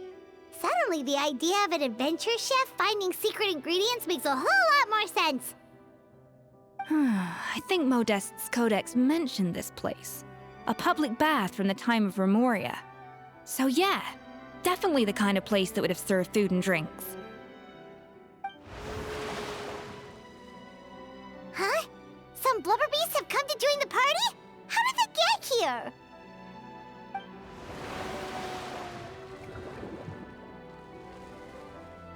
Aw, they ran off! That could be easier said than done. Something's blocking the entrance. Well, did Modeste mention it in his adventure logs by any chance? They must have gotten through somehow. Good point. Yes, that's right. It's coming back to me now. We prepared a banquet for our shy little guests, and as the food flowed away on the current, they broke into a joyous chorus, and the path opened to us. We have to feed the blubber beasts? With what? There's nothing here besides rocks, romaritime flowers, and lumitoile. See, this is why you should always bring snacks. You never know when you're gonna need them. Now we have to head all the way back to shore and grab some. There's no time for that. Romaritime flowers and lumitoile will have to do. They may not look appetizing to us, but who knows? They could be blubber beast delicacies. Wait, we're seriously gonna try this?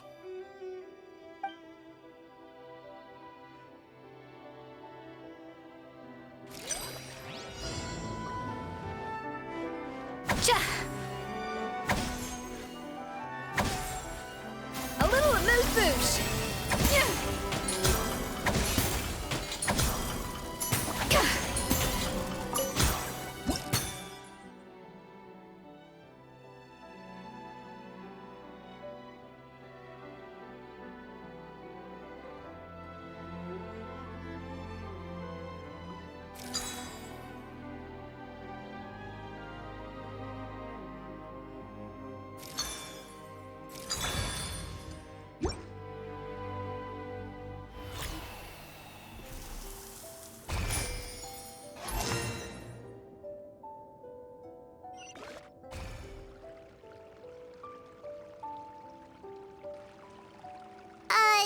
Blubber beasts or not, are we sure this stuff is edible? Trust me, they'll love it. Oh, good question. If we try to put them in the pool, we'll probably just scare them off again, and who knows how long they'll be gone. Yes, we can't afford to wait for them to double back. Oh, what was it that Modeste said again? Something about the food flowing away on the current.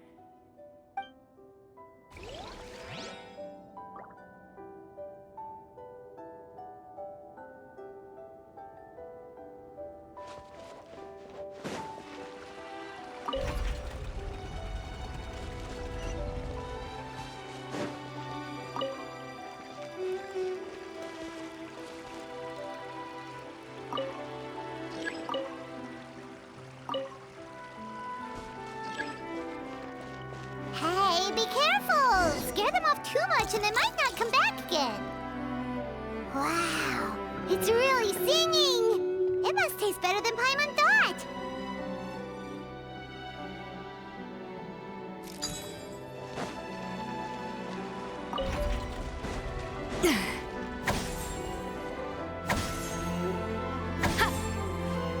A dash of frosting! The track's turned back again. Oh, so annoying.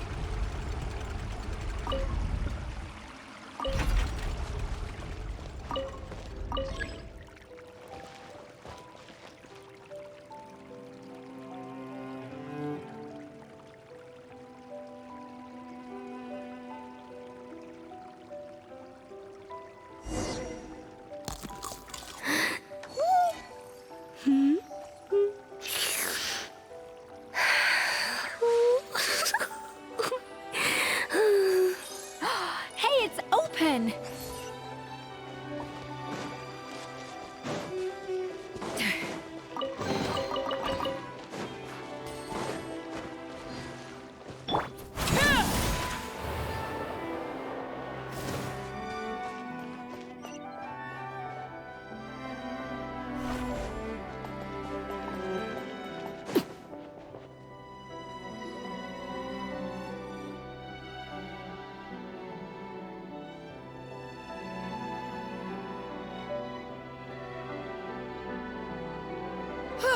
Hey, give me your water. Here. I said your water, the one you just drank out of? Sure.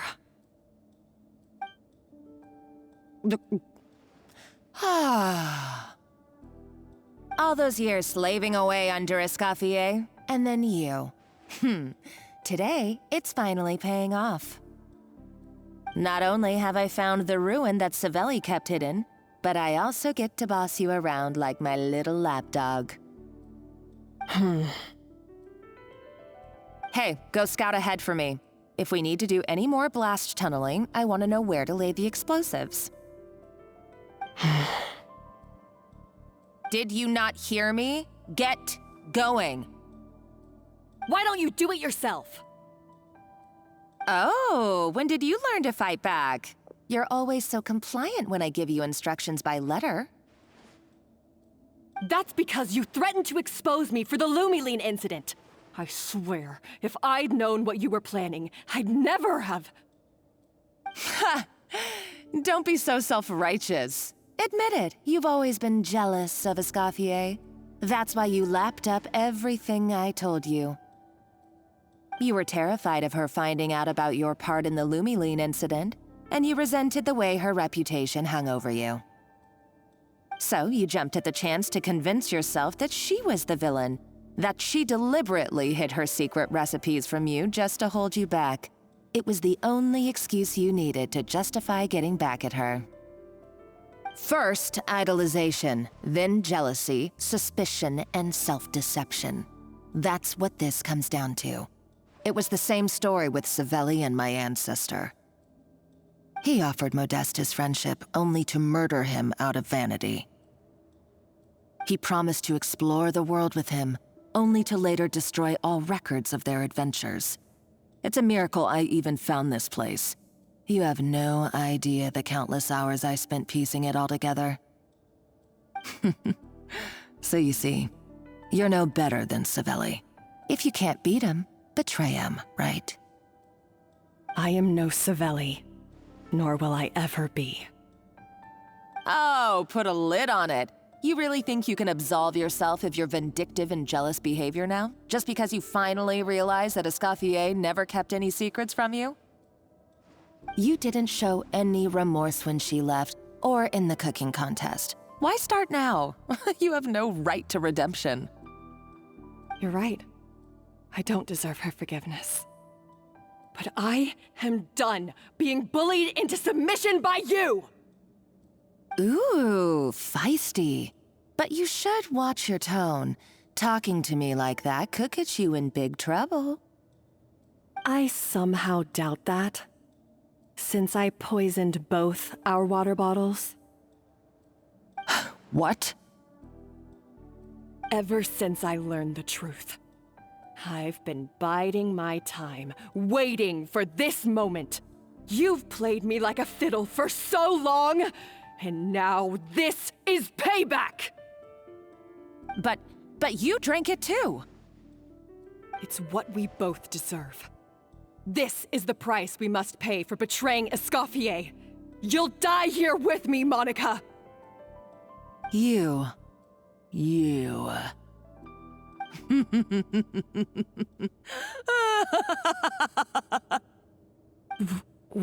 What's so funny? Oh, you're too much. I thought I'd play along for a bit just to amuse myself. You gave a very rousing performance. I saw your dumb plan a mile off. There's no poison in these bottles, just clean, fresh water. No. Revenge is a dish best served cold, you know? Did you really think your half-baked plot would fool me? You're a lousy chef, and you make a lousy villain, too. A complete waste of space. No wonder you never amounted to anything. Everything I ever did was a failure. And now, I failed again, for the last time. Hey, why don't you try your hand at being a comedian in your next life? You got a good laugh out of me. But now the show's over. You should have just done like I asked, Savannah. All I wanted you to do was scout the ruins for me. But you had your chance, and now it's time to say goodbye. Stop right there! Let her go, Monica! We've got you surrounded! Escoffier? Ugh, looks like I'll have to keep you around for a little longer. You can't! Stay back if you want her alive! Escoffier and the Traveler. I can't take you both on in combat, but if you so much as flinch, I can end Savannah's life in a heartbeat. Monica, what are you hoping to achieve by this? You're about to commit murder, and for what? A recipe? A recipe? You chefs are all blinded by your myopic focus on kitchen affairs. Well, some of us actually have bigger fish to fry. Modeste had a secret. The truth behind his so-called genius, the je ne sais quoi factor in his Gâteau de Bourg, and it's right here in these ruins. Are you serious? You're here because of a Gâteau de Bourg obsession? You've gone completely mad! I couldn't care less about the cake itself. No, the real treasure is the secret ingredient that Modeste sourced from these ruins. He and Savelli were fools. A priceless treasure of Remoria in the palms of their hands, and they thought, ooh, this would go great in our cake mix. We're talking about a powerful stimulant that also sharpens the senses. That's no cooking ingredient. It's a groundbreaking drug. That's right, I've done my research. It was a drug that Remoria developed for their war machine. I could make a killing by selling it to the treasure hoarders or the Fatui. Will you listen to yourself? You're completely delusional. My eyes are wide open. Just wait till I get my hands on this treasure. You'll see what a fool you've been.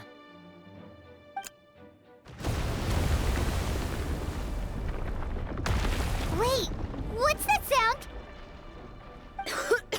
Just when I thought she couldn't get any crazier.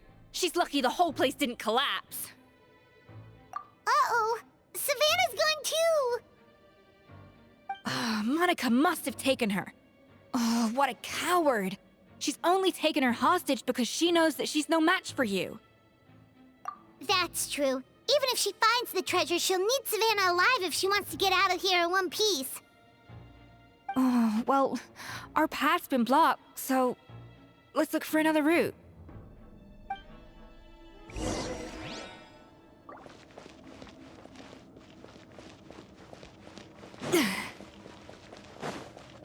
The water looks pretty deep here. Maybe it leads somewhere.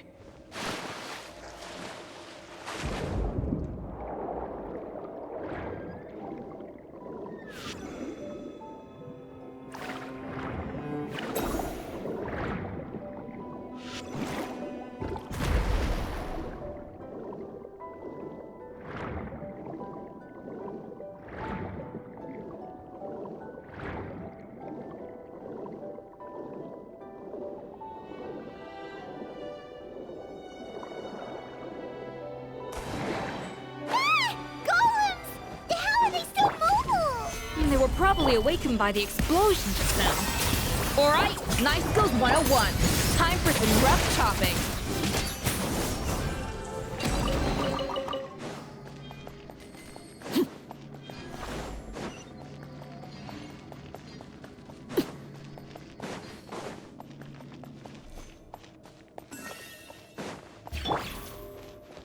Another door? Guess we need to prepare another feast for our guests.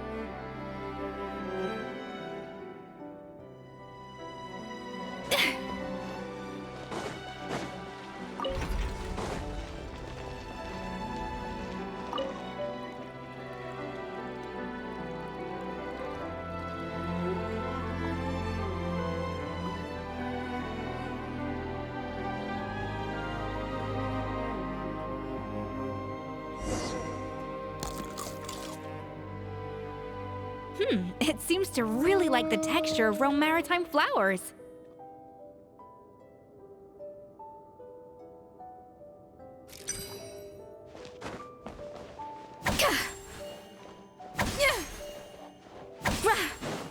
A little amuse-bouche.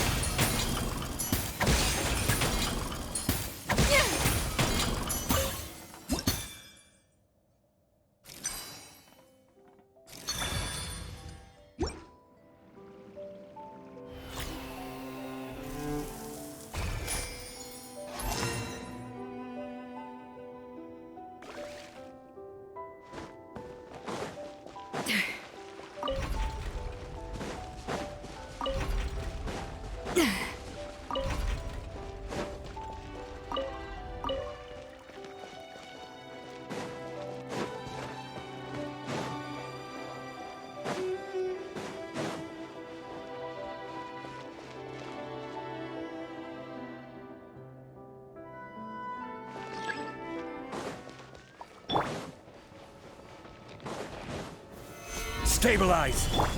Off to the freezer! Show no mercy! Overruled!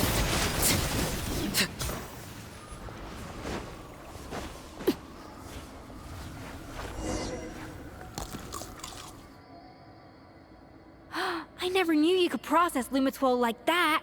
Alright, I've got to jot this down. Lumitwols and Romaritime flowers. This could open the door to a whole new world. Yep, that's literally the plan. Wait, hold on. Which door are you talking about?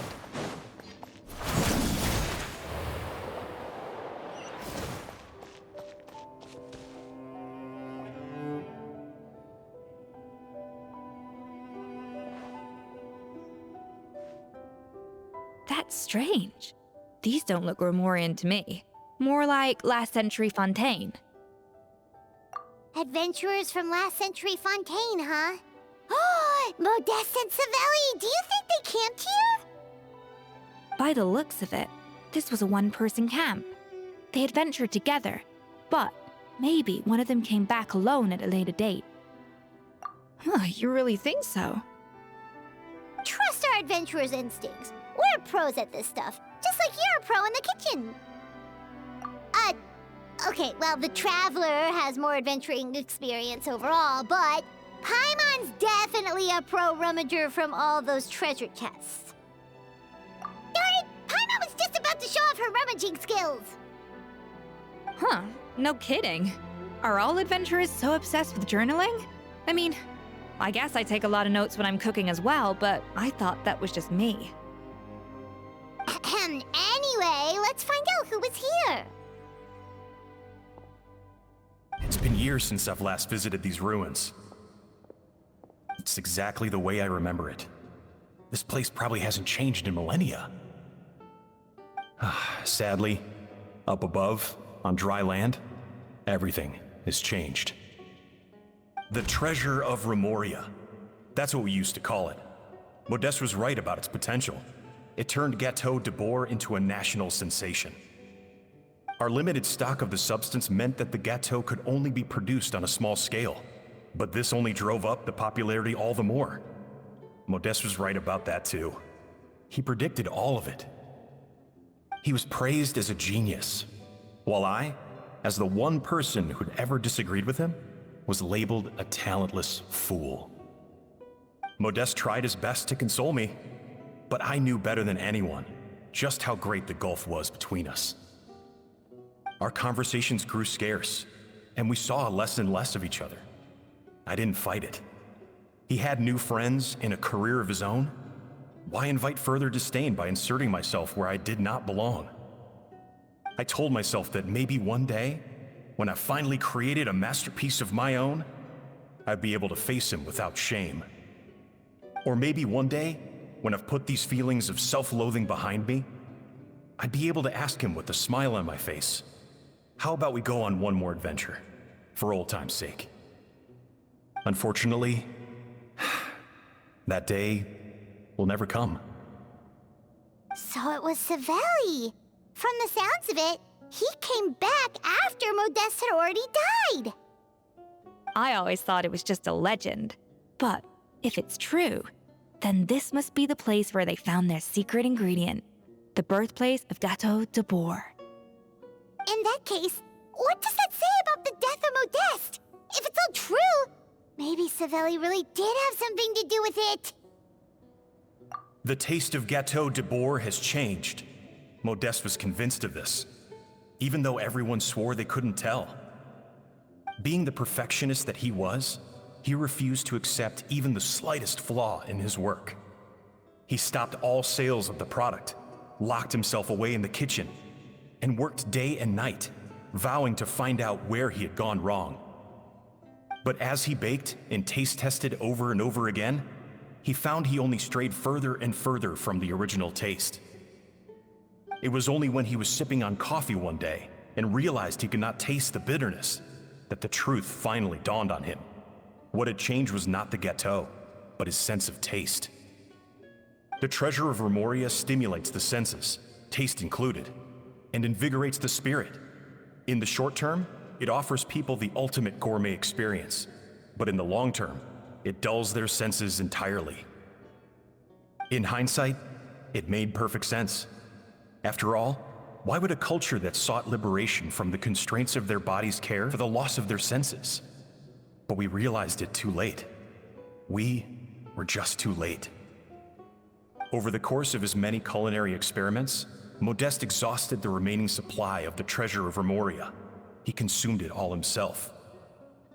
The finest culinary talent of his generation now faced a future in which he would never be able to taste anything ever again. Finally, in despair, he took his own life. And because we had become estranged, I could not be there to stop him, to offer some words of comfort, or even to say goodbye. Yet despite everything, he sent me his final letter. The treasure of Remoria? Guess Monica was really onto something. It really was a kind of drug. So, Modeste chose to end his own life. Then, why all the rumors that Savelli murdered him? Also, neither the Codex nor any other contemporary records make any mention of the treasure of Remoria.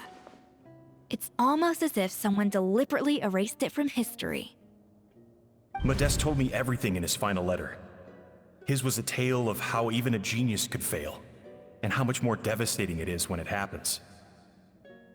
Did he hope I would gain some personal catharsis from knowing the truth? Or maybe he wished for me to warn the public about the dangers of Gâteau de Bourg, proving that I had been right all along. But if the public ever learned how Modeste's greatest triumph became his undoing, his fall from grace would be swift and merciless. 1 minute a genius, the next a joke. It would surely spell the end for his restaurant too. What would be his legacy then? How would future generations view everything we built together? I fear the scorn I have faced these last years would pale in comparison to the scorn shown to him by the history books. I cannot let that come to pass. I will do what I must to protect his name. It will mean tampering with his notes to remove the damning details, leaving mere fragments of our story behind. It may lead his family to suspect me of having a hand in his demise. But if that's the price of destroying all evidence of my crimes, then so be it. I would rather the world believe a tale of genius and jealousy than see his reputation in tatters. The final loose end is the evidence here, at the bottom of the sea. Huh? What's wrong? Didn't we say Savannah should be safe for now? So we thought, but if Monica finds out what happened to the treasure, there's no telling what she might do.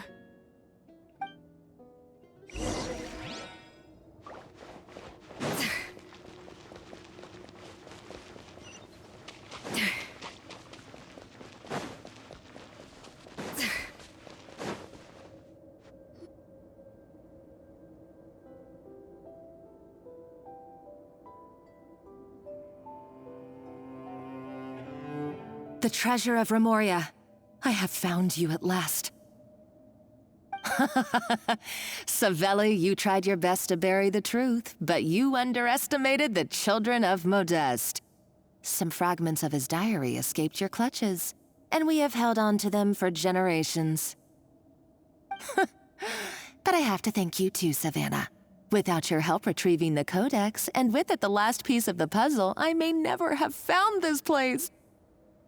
But now, finally, the secret to Remoria's military might is within my grasp. The treasure of Remoria is mine!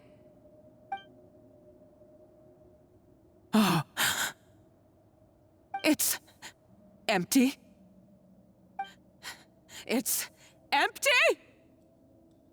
Monica? Oh, we were seconds too late. Escoffier? What's the deal with that jar? Savelli's final act! He wanted to conceal the secret of the treasure forevermore and make sure it would never harm anyone again. So he came here after his friend's death and destroyed every last shred that remained. This can't be happening! All the years I spent piecing together the truth, all my painstaking planning, all that for an empty jar? Monica, don't do anything stupid. This ruin is more dangerous than you realize. Oh, shut your pie hole! Praise be to Lord Remus. You barbarian shall be slain.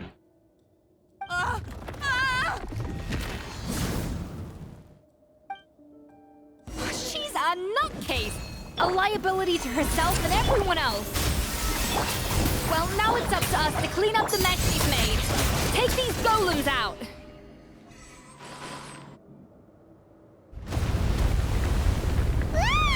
Why is this place still shaking? Either way, it's all her fault. Enough chit-chat. Let's get out of here, Traveler Escoffier, come on! Okay, I'm coming. Oh, no, you don't. If I can't get what I want, neither will any of you. I've got nothing to show for my life's work so far. But if I can take another so-called genius down with me in my final moment, then it was all worth it. You're a psycho!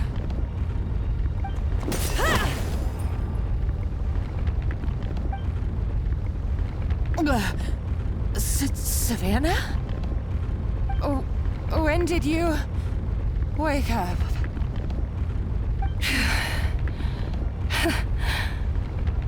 I may be a lousy chef, but it looks like I'm not a complete waste of space.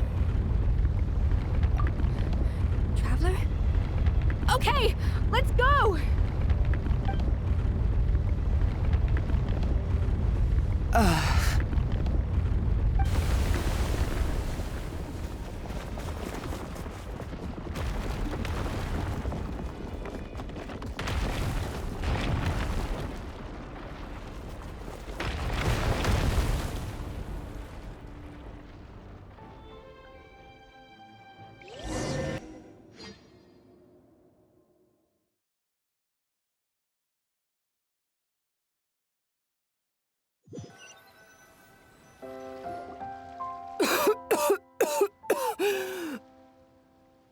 Escoffier! Savannah! Traveler! And Paimon! Venejem, what are you all doing here? What did you expect us to do? Stay at the restaurant and sit on our merry derrieres? While the Traveler and Escoffier were out here risking their lives? We had to do something, even though that something ended up being, well, waiting for you here instead. I don't deserve any of you. And I certainly don't deserve to be your head chef. It was my fault Escoffier had to leave. Then I couldn't live up to her standards. I acted like a tyrant in the kitchen. And now I almost got myself killed. Come back, Escoffier. Come and be our head chef again. I'll never be able to replace you. Okay, so everything I said to you the day I left, it just went in one ear and out the other? Huh? Sorry, I was kinda in my own head at the time. All I could think about was the Lumiline situation. What was it you said again? Forget it. It doesn't matter. Anyway, I didn't leave this job because of you. And you're not nearly as awful a chef as you think. If you were that bad, why would all your staff show up here for you? Escoffier's right. Sure, you nitpick our work and get us to do things over a lot. But when it comes down to it, you're the one who's always doing whatever it takes to make sure the customers get served on time, every time. Things were pretty rough after Escoffier left, and Savannah's the only reason we've been able to make it through. Our customers know that Escoffier doesn't work for us anymore. But the fact is, they keep coming back. If that's not an endorsement of your work, I don't know what is. At the end of the day, we're all human, and we all make mistakes. All we can do is recognize where we get it wrong and do our best to improve. That's all that's humanly possible. No, I get what you're saying, but what I did to Firmin and to Escoffier, it's unforgivable. Well, about that, there's someone else here to see you, Chef. It's been a while, Chef Savannah. Firmin?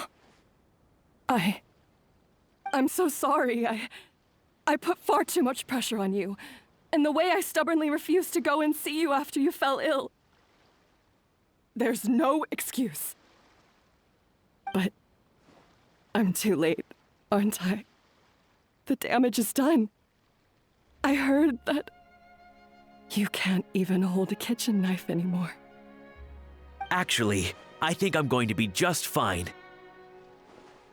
Huh? We thought Firmin's problem was purely psychological in nature. But after the threat letter came to light, it got Firmin thinking. And then he remembered the tea that Monica used to give him every night. And as it turns out, she was lacing it with Lumaline the whole time. No way! Doesn't that cause nerve damage? It can. High doses pose a risk of serious nervous and sensory complications. But if you calculate the dosage carefully, you can control the extent of its effects. A small dose might simply make a person more emotional, whether that means more fragile or more hot-tempered. No wonder it seemed like you'd lost your edge. I asked my friends at the Fontaine Research Institute about it. They said that with the low dose I was taking, the risks are pretty small. They also fixed me up with some meds and said I should recover in no time. Well, that's what happens when you give someone a little bit of hope to cling on to. There's more. We believe that Firmin was likely not Monica's only victim. You mean she poisoned me too? Oh, so that's why Savannah's been so irritable this whole time! Let's not be too quick to blame everything on the Lumaline. That stuff can only amplify what's already there. So tasty food will seem like the most delicious thing in the world, while food you don't particularly care for will become utterly revolting. So you better make sure you reflect on your behavior and apologize to every single person you've wronged. I will. I'm sorry. There's still one question that's really bugging me. Why is it that no matter what I do, my Gâteau de Bourg never tastes the same as yours? Is it just... I mean, is it because you're a genius and I'm not? It's because the heating element in your oven is broken, you silly goose. What? Huh? I felt like something was off during the cooking contest. Once I got around to checking all the equipment, I noticed it right away. There was a half-degree discrepancy between the temperature setting and the actual temperature. All the ovens in the whole kitchen had the same problem, which confused me at the time, but by this point, it's pretty obvious that Monica must have tampered with them. I would have figured it out the day of the bake-off, since the issue affected both our teams. But of course, Monica sabotaged mine so that could never happen. No. I spent so long trying to find out where I was going wrong, and then you pinpoint the problem in just one night? It all comes back to one simple, undeniable truth. You're a genius, and I'm just plain old Savannah. Oh, cut it out! Stop the woe is me act for a second and just think. I came up with this recipe. You don't think that might have something to do with it?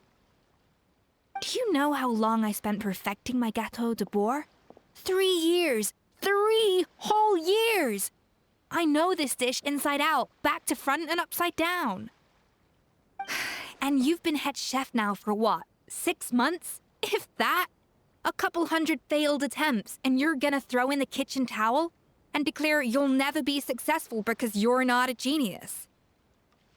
You clearly have no idea how many kitchen failures I've had under my belt, or just how long it took me to finally get my recipe to a level I was satisfied with. Genius or not, everyone makes mistakes. Modeste did, Savelli did, everyone does.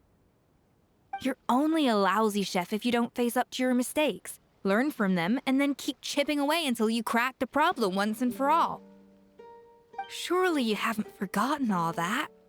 You were no lousy chef back when I handed you the reins. I haven't forgotten. And I'll make sure I never do. That's our head chef. Haha! Sounds like we won't need another changing of the guard in the Hôtel de Bord kitchen anytime soon. Huzzah! Aw, what a perfect ending to a crazy journey. Look how happy everyone is. So you got your mojo back now? Yeah. Thanks to you, Escoffier. In fact, no.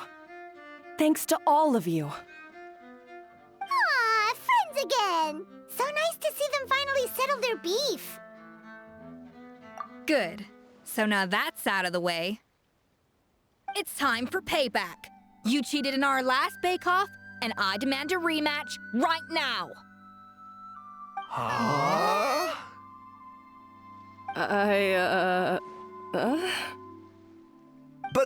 But that was mostly Monica's fault, wasn't it? Right. And also, does it have to be right now? Savannah's only just got her mojo back, and you barely escaped from a death trap. No excuses. This is a cooking contest between two top chefs, and nothing will stand in its way. So grab your spatula and get ready, because this rematch is happening today, right now, this instant. Hey, so, this whole time you were salty about losing? The second cooking contest commences now! This time, no more games, and no holding back!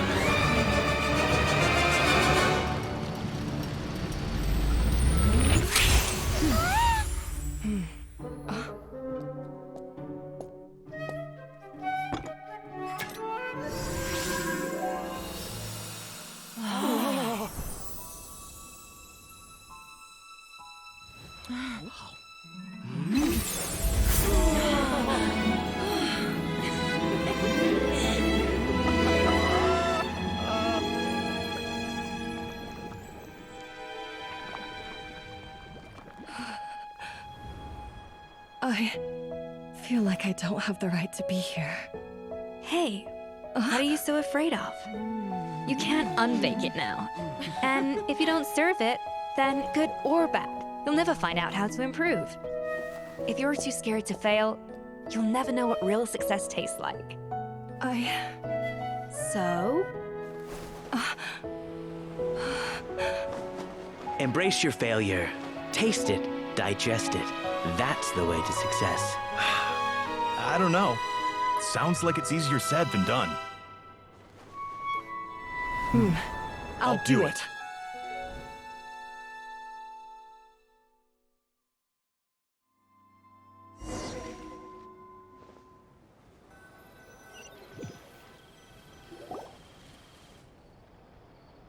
The results are in! A landslide victory for Escoffier! Quite rightly, too. Piece of cake. Oh yeah, look at that! Savannah looks pretty chipper too, considering she lost.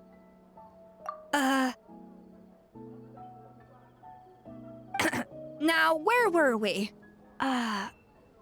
Yes. Do you have any more questions for me after everything that's happened? I thought Navia would have filled you in.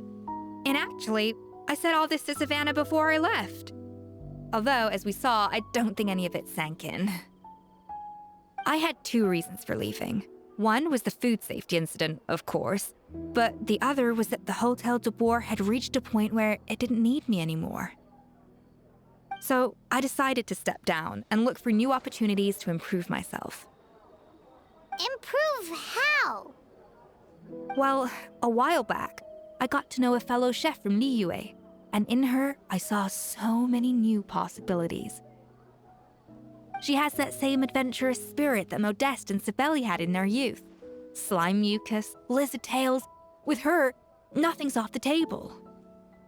There's a whole world of new flavors out there waiting to be explored, hiding away in ingredients we overlook.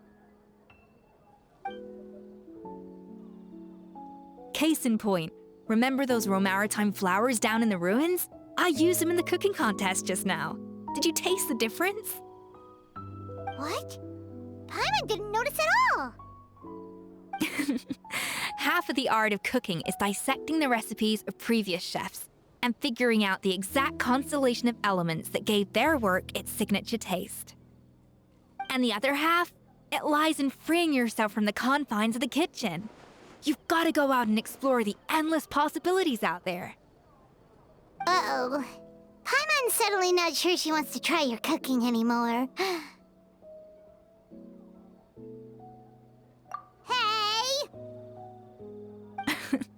Don't worry, it's not going to be a free-for-all like in Modeste's time.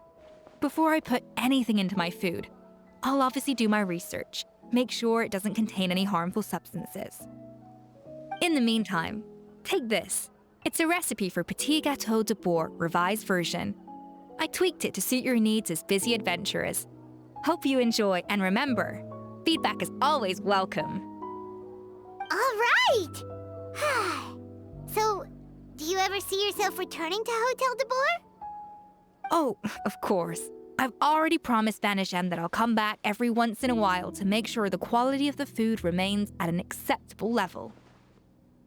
You know, Paimon's still a little disappointed that we never got to see the treasure of Remoria. Surely Monica wouldn't have gotten drawn in so deeply if it wasn't for all the mystery surrounding the original Gâteau de Boer. She practically dedicated her life to finding the lost pieces of Modeste's diary, then went to all that trouble to infiltrate the Hotel de Boer. And in the end, it was all for nothing. Since you mentioned the treasure, between Modeste's writings and what we saw in those ruins, I think I may have figured out the truth. The so-called treasure of Remoria was most likely a substance that the Remorians extracted from Lumitoiles, better known to us as Lumiline. Huh? So then, why all the hype back in the early days of Gâteau de Boer? Don't forget, it was a very different era. We could barely even refine sugar back then, so desserts were very much in their infancy. In a world of bland food, it's no wonder that the first thing to really excite people's taste buds took the world by storm. And as for the Lumiline, it may well have been somewhat valuable in ancient times, but these days, it's just another drug from the Fontaine Research Institute. Even if Sibeli hadn't destroyed it all, I doubt it would be worth that much these days. So after all that, there was nothing in those ruins but worthless junk. Feels strange to say it, but Paimon almost feels sorry for Monica. She sacrificed it all only to get nothing in return. Hey! Huh? Navia? You just got back from that underwater ruin, right? Well, check it out. They ran a special issue. Did you see anything like this down there? Freshly unearthed from the ruins of Remoria. A magnificent jar thought to be over 1,000 years old. Experts say it has immense artistic and historical value. It could be worth an absolute fortune. Wait! Isn't that the jar they used to hold the treasure?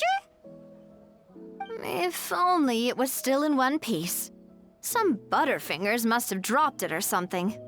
Ugh, it's such a shame.